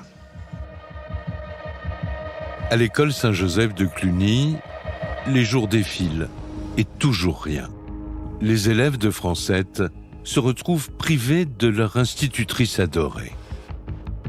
N'ayant pas de nouvelles de Francette depuis le mardi soir, donc il a fallu avertir un peu ses élèves et aussi toute la communauté éducative, les autres classes. Donc là, je ne peux plus dire aux élèves, maîtresse va réapparaître. Geneviève Tell, directrice de l'école Saint-Joseph de Cluny. Il y a quelque chose de grave qui s'est passé. Elle a disparu. Au-delà du personnel de l'école, c'est toute la population de l'île qui se mobilise. Un immense élan de solidarité se met en place au bénéfice des proches de Francette. La famille va déployer une énergie extraordinaire pour essayer de trouver Francette Pierre-Émile. Ils savent que c'est une course contre la montre, donc des battues sont organisées. Beaucoup de gens sont venus nous aider, des gens qu'on ne connaissait même pas, qui sont venus nous aider, qui se sont mobilisés, qui organisaient les battues et vraiment pour la chercher partout. Et cela sans aucun résultat. Alors que Francette s'est volatilisée depuis une semaine, la police judiciaire décide de fouiller le domicile de la disparue à la recherche de nouveaux indices. Et c'est là que les enquêteurs mettent la main sur un élément troublant. On trouve un document qui avait été adressé au procureur de la République. Stéphane Cugnot, commandant de police. Pour une plainte à l'encontre d'un des frères de Madame Pierre-Émile. Le frère de Francette, qui est atteint de troubles psychiatriques, lui en veut depuis plusieurs années pour une sombre histoire de terrain et peut-être à l'origine de sa disparition. Un différend familial autour d'un héritage. Pour les policiers, c'est peut-être dans cette direction qu'il faut chercher.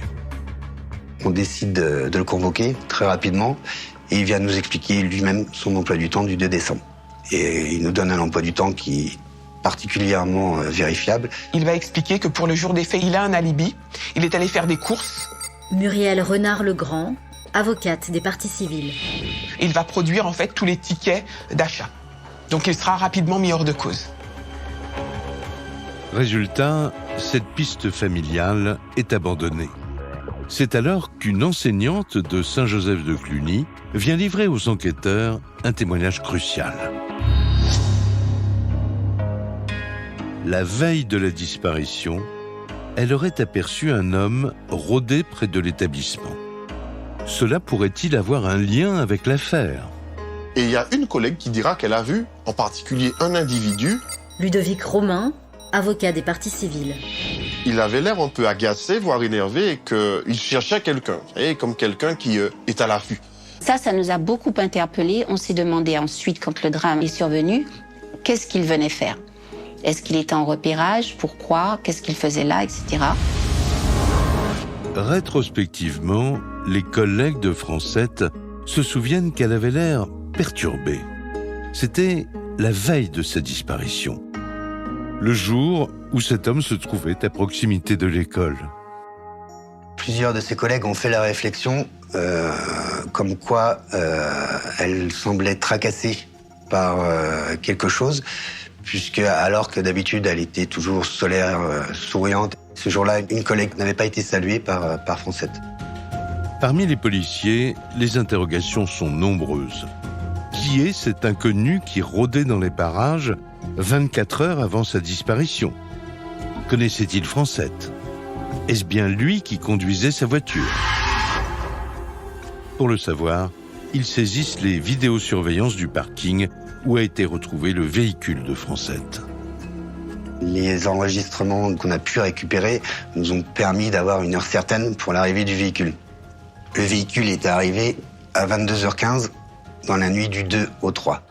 Il y a un homme qui sort, alors on ne le voit pas, mais un homme qui sort du véhicule et qui s'en va. La qualité de ces images ne permet pas de mettre un nom sur cet inconnu. S'agirait-il du même individu aperçu la veille près de l'école? Les enquêteurs en sont convaincus. Pour tenter de découvrir son identité, ils montrent ses vidéos aux collègues de Francette. Soudain, l'une d'elles parvient à l'identifier. Et ce n'est pas n'importe qui. Il s'agit de l'ex-gendre de Francette Pierre-Émile, Philippe Ponsard. Philippe Ponsard, qui a été en fait le compagnon de la fille de Francette. Jean-Marc Pulvar, journaliste à RCI. Mais que ces personnes étaient séparées depuis plusieurs années. Donc c'est vrai qu'on se pose la question, mais qu'est-ce qu'il faisait là? D'après les caméras de vidéosurveillance, c'est donc Philippe Ponsard, l'ex-beau-fils de Francette, qui aurait abandonné sa voiture sur le parking. L'homme, âgé d'une quarantaine d'années, est bien connu à Fort-de-France. Alors physiquement, un homme grand, clair de peau, avec une petite moustache, les cheveux courts, sûr de lui. C'est un personnage haut en couleur, tapageur, un petit peu vulgaire. Il a été marié, père de 4 enfants, il multiplie les conquêtes. Mélinda Boulet, journaliste à France Antilles Martinique. Il y a un certain charisme, une aura, donc qui attire, qui plaît, qui sait charmer. Donc voilà, c'est Philippe Ponsard. Philippe Ponsard est issu d'une famille plutôt aisée de la région. Il a monté, voilà quelques années, sa propre entreprise de sécurité. Philippe Ponsard, c'est quelqu'un qui n'a jamais manqué de rien dans sa vie. Il a fait pas mal de métiers, c'est un homme entrepreneur qui s'est lancé dans beaucoup de choses. Virginie Selvetti, journaliste. Mais ce qui lui a permis de bien vivre, c'est surtout l'héritage de son père, avec lequel il s'est acheté de nombreux biens. Philippe Ponsard aime les belles choses, il aime montrer qu'il a de l'argent. C'est quelqu'un aussi qui aime beaucoup sortir, qui aime les soirées. Alexa Pierre-Émile, fille de Francette. Qui aime la fête et du coup l'alcool. Qui boit beaucoup, enfin c'est un fêtard. Vraiment, c'est un fêtard. Philippe Ponsard est connu de tous les bringueurs de l'île. Dinari Wall-Rosier, avocate des parties civiles. Parce qu'il est dans toutes les fêtes, il est dans toutes les soirées. Les policiers l'ont bien compris, Philippe Ponsard n'est pas un homme discret. Il aurait même le don pour se faire remarquer. Comme dans ce reportage de la télévision locale, 2 ans avant les faits. C'était à l'occasion du carnaval de Fort-de-France. Lors du carnaval, les hommes n'hésitent pas à se travestir en femmes. Comme Philippe, qui chaque année en février se transforme en clitounette. Là, elle est debout à 9h, elle a tout le temps de préparer son showtime pour l'après-midi, quoi. Parce que c'est vrai que clitounette, dans sa jeunesse, sortait tous les soirs, bien sûr. Mais maintenant, c'est un peu plus difficile. Elle fait ce qu'elle peut, hein, en fait.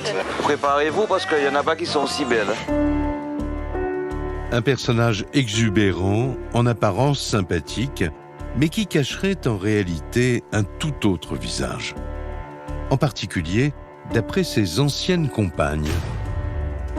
Au fur et à mesure de l'enquête, on va se rendre compte que Philippe Ponsard est quelqu'un d'extrêmement inquiétant et dont le parcours est marqué par la violence. Et la violence à l'égard des femmes. une ex-compagne qui relatait des violences dans des conditions extrêmes avec M. Ponsard, même si elle n'a jamais déposé plainte, il n'y a jamais eu de procédure concernant M. Ponsard. Plus d'une semaine après la disparition de Francette, l'enquête s'emballe. Sa fille, Alexa, est à nouveau interrogée, cette fois-ci au sujet de son ancien compagnon, Philippe Ponsard, dont elle est séparée depuis 8 ans. Alors, moi, j'ai rencontré Philippe Ponsard par rapport à mon oncle et ma tante. C'était un ami à eux. Alors, au début, il était très gentil, bien sûr, très gentil, très généreux, très... voilà. Donc, on peut imaginer que cette jeune femme est charmée par cet homme charismatique. On imagine ce jeu de séduction qu'il met en place pour justement en faire sa compagne quelques mois après. Pourtant, dès le départ, Francette ne voit pas d'un bon œil cette histoire entre Alexa et Philippe Ponsard. Elle s'en serait d'ailleurs souvent plainte auprès de ses collègues. Elle m'en a parlé longuement. Geneviève Tell, directrice de l'école Saint-Joseph de Cluny. En me disant que c'était un homme mauvais, qu'elle ne l'aimait pas. C'était un personnage un peu atypique. Paul Gabriel, ami de Francette. Donc elle a tout fait pour sortir sa fille des griffes de M. Ponsard. Mais Alexa est amoureuse et elle n'en fait qu'à sa tête. Pourtant, les années passent et le comportement de Philippe Ponsard change peu à peu. D'après elle, il devient de plus en plus colérique et possessif. Et c'est vrai que quand on est dans une relation comme ça monte crescendo, en fait. Et on se rend pas vraiment compte tout de suite, en fait, qu'on est sous l'emprise de quelqu'un et que ce n'est pas normal, en fait. C'est quelqu'un qui a commencé à se montrer très, très, très jaloux. Et ça pouvait aller jusqu'à la violence physique. Tous les témoins interrogés sont formels. Après 6 ans de relations chaotiques, la situation se serait encore dégradée. Alexa décide finalement de quitter Philippe. La séparation entre Alexa et Philippe a été très houleuse. Vous avez une forme de harcèlement, des comportements violents, des appels anonymes répétés. Il m'appelait de jour comme de nuit, souvent d'ailleurs pour me menacer. J'ai eu l'impression qu'il me suivait. Philippe ne semble pas supporter la situation et ne laisse aucun répit à Alexa.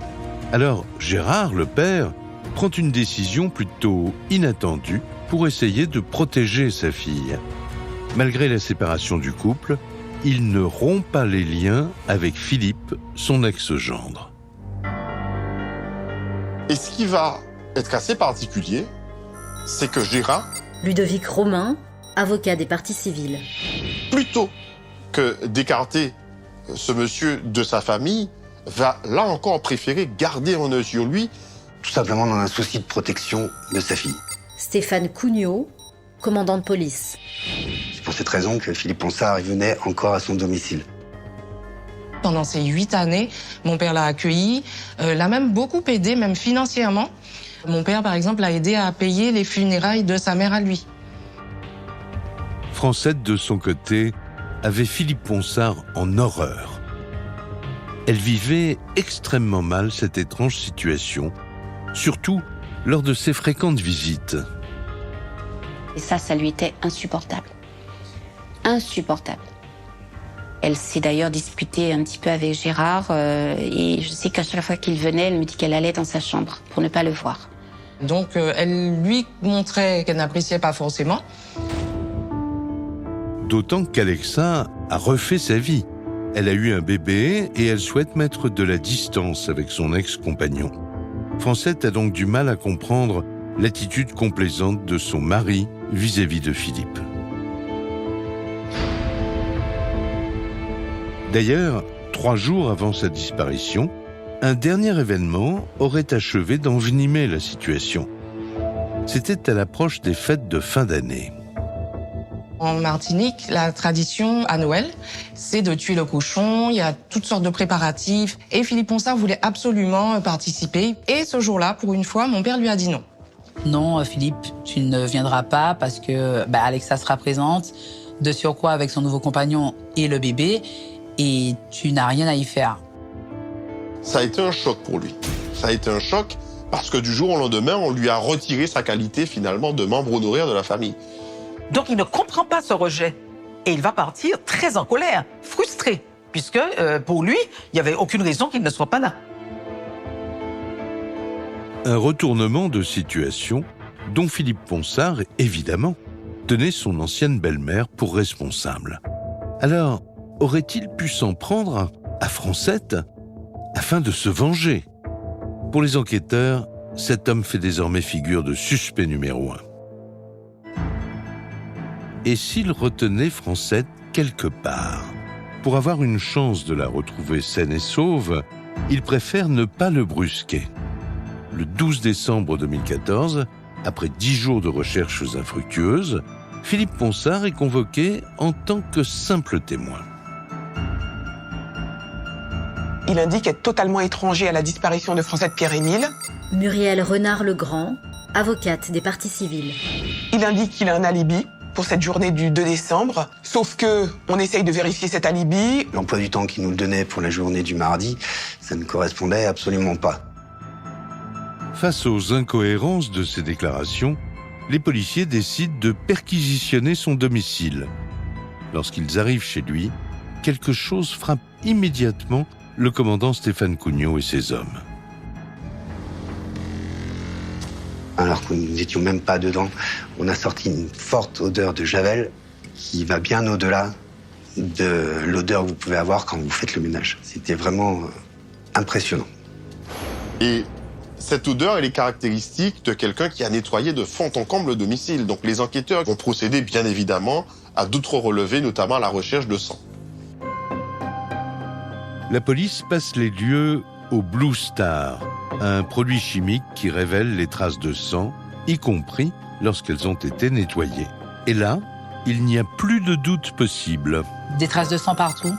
Mélinda Boulet, journaliste à France Antilles Martinique. Quasiment dans toutes les pièces de la maison. Et vous voyez qu'il y a à la fois des traces où le sang a été essuyé et des traces de projection dans la cuisine, dans une salle de bain, dans la chambre au fond, mais vraiment tout le domicile est maculé de sang. Alors, s'agit-il du sang de Francette?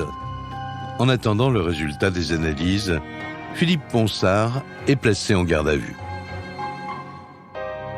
Hôtel de police de Fort-de-France, dans l'après-midi du 12 décembre 2014. Tandis que le suspect attend d'être interrogé, un nouvel élément accablant tombe. Les résultats d'analyse révèlent que le mystérieux ADN masculin retrouvé dans la voiture de Francette est celui de son ex-gendre. On va se rendre compte, à la lecture du résultat des expertises ADN, que l'ADN de Philippe Ponsard se trouve dans le véhicule de Francette Pierre-Émile. Il était dans cette voiture. Dinari Oual-Rosier, avocate des parties civiles. Que s'est-il passé? C'est autre chose. Là maintenant, on va commencer à le questionner. Francette aurait-elle été agressée chez lui avant d'être transportée dans sa propre voiture? Devant ce scénario, avancé par les policiers, Ponsard reste de marbre. Ce qui était assez intéressant et ahurissant en même temps, c'est qu'une fois qu'il avait eu connaissance des éléments, il adaptait ses réponses à nos questions et aux éléments qu'on avait. Philippe Ponsard explique que si son ADN se trouve dans le véhicule de Francette Pierre-Émile, Virginie Selvetti, journaliste. C'est tout simplement parce que la veille, il l'a croisé, qu'il a voulu lui faire la bise et qu'il s'est penché sur la fenêtre côté conducteur pour pouvoir approcher Francette Pierre-Émile. Philippe Ponsard nie toute implication dans la disparition de son ex-belle-mère. Mais une fois encore, la science vient le contredire. Le sang retrouvé chez lui est bien celui de Francette. Confronté à tous ces indices, Philippe Ponsard se mure dans le silence. Et alors que l'institutrice reste introuvable, il est mis en examen pour meurtre et incarcéré. Après 2 jours passés en détention, Philippe Ponsard est sous pression. Face aux gardiens de la prison, il craque et il finit par avouer l'impensable. Donc il va dire effectivement que c'est lui, il va faire des aveux, que c'est lui qui a enlevé Francette. Il va indiquer également qu'il lui a donné des coups et que, ne sachant que faire, il s'est débarrassé de son corps sur la route de l'Alma. Face aux gardiens médusés, Philippe Ponsard parle alors d'une dispute avec Francette qui aurait dégénéré. Et il apporte même une précision ahurissante. Et il dit surtout au gardien qu'il a sorti le corps du véhicule, qu'il l'a mise debout et qu'il l'a jetée dans la ravine. Les gardiens pensent, au vu de ce que dit M. Ponsard, que s'il la met debout, c'est que naturellement, elle est vivante. Pour la famille de Francette, en tout cas, l'espoir renaît. 15 jours après sa disparition, serait-elle toujours en vie? L'institutrice serait-elle pu survivre à sa chute dans le ravin? Le détenu est aussitôt convoqué par le juge d'instruction. Il va à ce moment-là indiquer qu'il ne répond pas aux questions, mais soucieux de collaborer à l'avancement de l'enquête, il va révéler où se trouve Francette Pierre-Émile. Il dira que Francette se trouve à 1,8 km sur la route de l'Alma. Ludovic Romain, avocat des parties civiles. Borne kilométrique 18, à droite, en contrebas d'une installation pluviale. Donc, on ne peut pas faire plus précis. La route de l'Alma, un axe extrêmement escarpé à travers la jungle, sur les hauteurs de Fort-de-France. On est vraiment au milieu de nulle part. Ce n'est pas une route qui est très passante, encore moins la nuit, parce que vous avez d'un côté donc des massifs de végétation et de l'autre des gouffres sans fond. Et effectivement, on se rend compte qu'on avait très peu de chances de trouver Francette Pierre-Émile dans un tel décor. 19 décembre 2014. Après plus de 2 semaines d'enquête, tout s'accélère enfin. Les grands moyens sont déployés pour tenter de retrouver Francette. Interrogé par un juge d'instruction, Philippe Ponsard accepte de conduire les enquêteurs sur la route de la Trace en direction du Morne Rouge. Et donc, les gendarmes du Grain vont s'harnacher depuis le rebord de la route pour pouvoir descendre un rappel. Et on verra qu'ils prendront un moment avant d'arriver au fond du ravin. Et à environ 40 mètres de profondeur. Stéphane Cugnot, commandant de police. Ils ont trouvé effectivement un corps d'une femme qui correspondra à celui de Madame Francette Pierre-Émile. Après 17 jours, le corps sans vie de Francette Pierre-Émile est retrouvé en contrebas d'une falaise. Il est passé aux aveux ce matin. Qu'est-ce qu'il a dit exactement? Il aurait dit, parce que je n'ai pas eu le PV, mais il aurait dit il reconnaît avoir effectivement donné la mort à Madame Pierre-Émile. Je n'ai pas encore les conditions. Au sein de la famille de la victime, c'est un véritable tremblement de terre. Pour sa fille, Alexa, l'ancienne compagne de Ponsard, cette annonce met brutalement fin à toute forme d'espoir. Ça a été un moment très difficile parce que... Alexa Pierre-Émile, fille de Francette. Je ne sais pas si vous imaginez, on était là et puis de voir l'hélicoptère qui s'élève comme ça avec la civière en bas, c'est atroce à voir. Hein. C'est pas facile. Hein. Pour la famille, c'est le choc. Un double choc. Et ils ne comprennent pas comment quelqu'un qu'ils ont accueilli a pu leur faire ça. Après plus de 2 semaines d'angoisse et d'incertitude, sur l'île, c'est partout la douche froide. La population martiniquaise ne s'attendait pas à un tel dénouement. Les gens qui étaient là sont restés sans voix, il n'y avait plus rien. Jean-Marc Pulvar, journaliste à RCI. Dans un silence presque de cathédrale, personne ne parlait parce que c'était un moment très fort. Vous avez une forme de tristesse profonde qui vient s'installer parce que vous avez toutes ces personnes qui, à ce moment-là bien précis où on verra la nacelle se poser sur le bitume, qui se diront c'est fini, elle est morte. La nouvelle se répand comme une traînée de poudre. À l'école Saint-Joseph de Cluny, parmi les collègues de Francette, parmi ses élèves, tout s'écroule d'un seul coup. Il y a une surveillante qui vient me voir et qui me dit « Est-ce que tu as appris ?» Paul Gabriel, amie de Francette. Je lui dis quoi? Il me dit on a retrouvé le corps de Francette.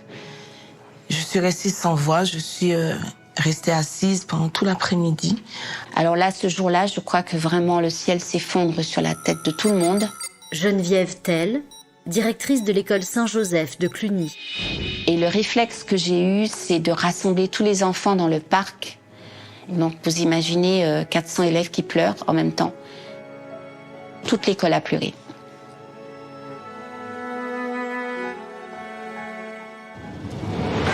Tandis que Philippe Ponsard ne donne toujours aucune explication, un médecin légiste procède à l'autopsie du corps.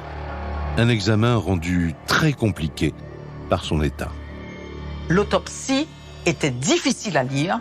Je vous assure que de ma carrière, je n'ai jamais vu un cadavre dans cet état.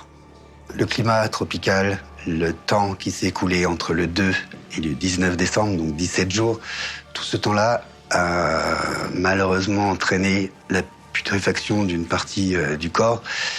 Et du coup, les médecins légistes n'ont pas pu déterminer la cause du décès. Et encore une difficulté pour cette enquête, c'est que le médecin légiste n'a pas réussi à dire si Francette avait été victime de violences sexuelles ce jour-là. L'autopsie, loin d'apporter des réponses, plonge un peu plus les enquêteurs dans le mystère. Qu'est-il arrivé exactement à Francette ce terrible jour du 2 décembre 2014? Et surtout, pourquoi Philippe Ponsard s'en est-il pris à son ex-belle-mère? Reste donc à établir les circonstances précises du crime, ainsi que le mobile. Ce n'est qu'après plusieurs semaines de silence que le suspect finit par se montrer plus coopératif. Et voici ce qu'il raconte. Il est tombé sur elle par hasard et ils vont évoquer une histoire de dette d'argent. C'est ce qu'il dit. Il lui propose d'aller chez lui pour régler leurs problèmes d'argent. Dinari Oual-Rosier, avocate des parties civiles. Elle le suit sans aucune difficulté et elle se retrouve chez lui pour régler cette question d'argent. Arrivé sur place, les discussions avec Francette se seraient, dit-il, peu à peu envenimées, avant de déraper complètement. Il explique que là, une dispute verbale assez virulente s'est engagée entre les deux. Il s'était emporté qu'il avait poussé Francette Pierre-Émile donc dans le domicile, que celle-ci était tombée, qu'elle s'était blessée. D'après lui, Francette se serait alors sérieusement blessée à la tête en heurtant un meuble. Elle aurait commencé à beaucoup saigner. Confronté au risque d'être dénoncé, Ponsard raconte avoir longuement hésité sur ce qu'il devait faire. Philippe Ponsard explique que plus tard dans l'après-midi, Virginie Selvetti, journaliste. Francette Pierre-Émile voulait se rendre aux toilettes. Une fois dans les toilettes, elle aurait recommencé à crier. Muriel Renard-Legrand, avocate des parties civiles. Qu'il l'aurait à ce moment-là bâillonnée et laissée dans la chambre. Selon le récit de Philippe Ponsard, Francette serait ainsi restée bâillonnée sur le lit, la tête en sang, durant des heures, jusqu'au moment où il se serait aperçu qu'elle ne respirait plus. Quand il est revenu, il l'a vue sans vie, il a décidé, en panique, dit-il, de se débarrasser de son corps. Il l'aurait embarqué dans son véhicule et l'aurait jeté sur la route de l'Alma. Donc Philippe Ponsard indique que Francette Pierre-Émile était bien morte à son domicile et bien morte au moment où il l'a jetée du haut de l'Alma. Philippe Ponsard précise avoir ensuite abandonné la voiture de Francette sur un parking dans le quartier de Cluny pour tenter de brouiller les pistes. Philippe Ponsard plaide l'homicide involontaire. Il nie toute préméditation et explique que s'ils se sont rendus à son domicile, c'était pour avoir une discussion et aucunement pour lui tendre un piège. La chute aurait été complètement accidentelle et la suite, la résultante de la panique de Philippe Ponsard. Un récit qui, pour les enquêteurs, comporterait bien des incohérences. Pour preuve, les éléments recueillis par la police technique à son domicile. Là encore, ça ne correspond pas aux constatations scientifiques parce que on voit qu'il y a du sang dans l'ensemble de la maison. Ludovic Romain, avocat des parties civiles. Vous en avez dans le salon, dans le couloir, dans la chambre. Donc il y a bien eu, à ce moment-là, effectivement une scène d'une rare violence dans cet appartement, quoi qu'en dise Philippe Ponsard. Et ça n'est pas tout, car les enquêteurs découvrent également certaines recherches effectuées par Philippe Ponsard sur Internet, juste après la dispute fatale. Et elles racontent une toute autre histoire. Comment s'opèrent les recherches de téléphone portable par géolocalisation? Combien de temps peut survivre un corps, un être humain sans eau ou sans nourriture? Ça vous laisse penser qu'au moment où vous la jetez, vous savez pertinemment qu'elle est vivante. Et vous voulez vous assurer qu'elle ne pourra pas survivre plus d'une semaine. Quant à cette histoire de différends financiers qui auraient poussé Francette à le suivre, elle ne convainc pas davantage la justice. Tout comme sa famille d'ailleurs. On sait que Francette dit à peine bonjour à Philippe Ponsard quand elle le voit chez elle. Donc on ne voit pas à quel moment elle aurait noué une question d'argent avec lui. Ce n'est pas possible, ça ne tient pas debout non plus. Quand on sait la version qu'elle lui portait... Mélinda Boulet, journaliste à France Antilles Martinique. C'était peu probable qu'elle se rende chez lui, surtout sur sa pause déjeuner. Comme relativement courte, ça semble peu probable. Pour l'accusation, le scénario serait plutôt le suivant. Philippe Ponsard aurait supprimé Francette par pure vengeance, parce qu'il avait désormais interdiction de se rendre chez son ex-compagne. Une affaire glaçante qui n'a pas fini de hanter les esprits. C'est une histoire dont on a beaucoup parlé en Martinique parce que c'est la première fois qu'un drame pareil se produit. On voit ça à la télé, en métropole, ailleurs, mais on n'avait jamais vu une chose pareille, un drame pareil en Martinique. Ce qui a choqué, c'est vraiment que vous allez toucher finalement, on a touché à deux institutions. C'est la maman, la mère de famille, et l'institutrice. Il y a eu cette forme d'empathie populaire et même de tristesse qui font qu'on ne peut pas rester insensible. Alors, meurtre commis de sang-froid ou bien dispute qui aurait mal tourné? Philippe Ponsard, dont les avocats n'ont pas souhaité s'exprimer, parviendra-t-il à convaincre les jurés qu'il n'avait pas l'intention de tuer? Ce sera à la cour d'assises de trancher. Tribunal de Fort-de-France en Martinique, 15 octobre 2018. Près de 4 ans après le crime, l'émotion demeure intacte. Philippe Ponsard comparé pour le meurtre de Francette Pierre-Émile. Il risque 30 ans de prison. Pour tous les proches de la victime, voilà enfin l'épilogue de cette histoire. Il y a énormément de zones d'ombre et la famille espère, lorsque le procès s'ouvre, que Philippe Ponsard pourra au moins lui accorder cela, de dire la vérité. La famille attendait des explications. Pourquoi la maman s'est retrouvée chez Philippe Ponsard? Qu'est-ce qui s'est passé exactement? Donc on a commencé cette audience en se disant peut-être qu'on aura des réponses. Dès le premier jour, une foule très compacte se presse à l'entrée de la salle des assises. Objectif, tenter d'apercevoir l'homme qui doit prendre place dans le box des accusés. Je me rappelle qu'il y avait du monde dès 6 heures devant le tribunal, tout le monde. Et il y avait une file d'attente toute la journée. Dès qu'une place se libérait à l'intérieur de la salle, c'était pour laisser rentrer quelqu'un parce que tout le monde voulait assister au procès de Philippe Ponsard. C'est devenu finalement une affaire qui dépasse les simples frontières de la famille. Vous avez toute une population qui attend la vérité. Les débats commencent et très vite, la famille de Francette déchante. Philippe Ponsard s'en tient à la position qui a été la sienne durant toute l'instruction. Malgré les différentes versions, il y a un point sur lequel Philippe Ponsard ne changera jamais de position, c'est sur le fait qu'il n'y avait pas d'intention criminelle, qu'il s'agissait d'un homicide involontaire et que la chute de Francette Pierre-Émile était accidentelle. Devant l'attitude de l'accusé, les proches accusent le coup.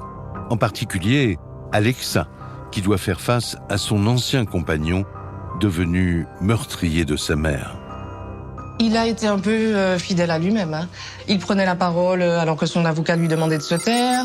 Alexa Pierre-Émile, fille de Francette. Enfin bon, quelqu'un d'assez arrogant, d'assez... voilà. Moi, il ne m'a jamais regardé. Jamais. Je l'ai regardé à plusieurs reprises. J'ai cherché son regard. Il n'a jamais levé les yeux vers moi. Il ne m'a jamais regardé. Les avocats de la défense passent à l'offensive. Ils essaient notamment de fragiliser l'un des témoignages à charge, celui du gardien de prison, qui affirme que d'après le récit de l'accusé, Francette était encore vivante quand il l'a jetée dans le ravin. Sur les 2 gardiens de prison qui ont entendu la version de Philippe Ponsard, seul l'un des 2 évoque le fait que Francette Pierre-Émile était debout. Pour la défense, c'est la seule fois où un témoignage relate le fait que Francette était debout et que dans les 30 versions différentes qu'il a livrées par la suite, il n'a jamais été question de cela. Je crois qu'il convient plutôt d'attendre l'évolution du dossier pour que sur ce point précis, Philippe Edmond Mariette, avocat de la défense. On sache quel était à la fois le cadre et la forme de cette déposition. Il y a un certain nombre de témoins qui avancent des informations nouvelles. Max Belmar, avocat de la défense. C'est des choses à prendre avec beaucoup de précautions. Autre facette de cette stratégie de défense, afin d'expliquer ces accès de violence, les avocats de l'accusé insistent sur son parcours de vie pour le moins compliqué. Une enfance effectivement pas très rose, mais assez commune aux Antilles. Fils d'une relation adultérine. Quand il est conçu, son père est marié à une autre femme et a des enfants. Il a une image très négative de sa mère qu'il a cachée pendant de nombreuses années. Virginie Selvetti, journaliste. La défense s'attache à dire qu'il aurait projeté sur Francette l'image de sa mère. Et que ce jour-là, le coup de sang qu'il a eu est la résultante de ses blessures du passé. Les jurés entendront-ils les arguments de la défense ? Après 5 jours d'audience, la sentence tombe.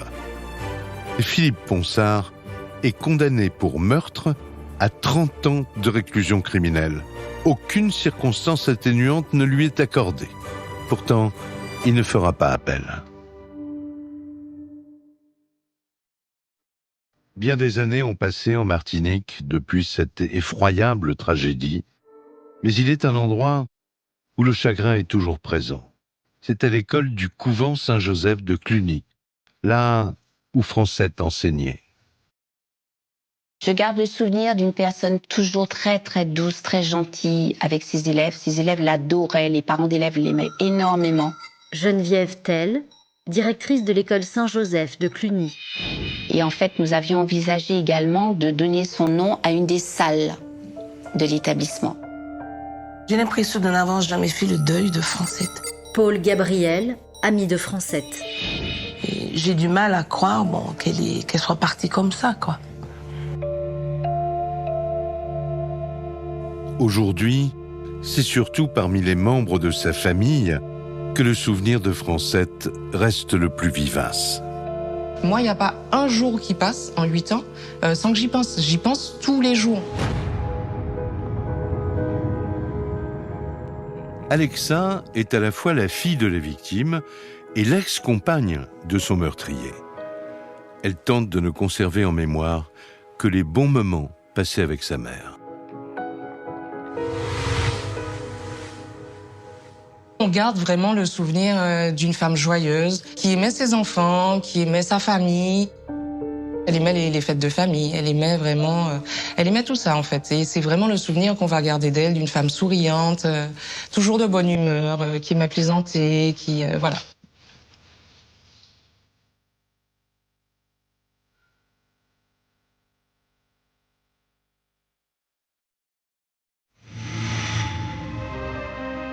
Vous venez d'écouter Chronique criminelle.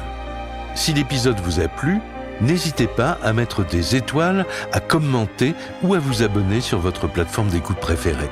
Et retrouvez dès la semaine prochaine un nouvel épisode de Chronique criminelle.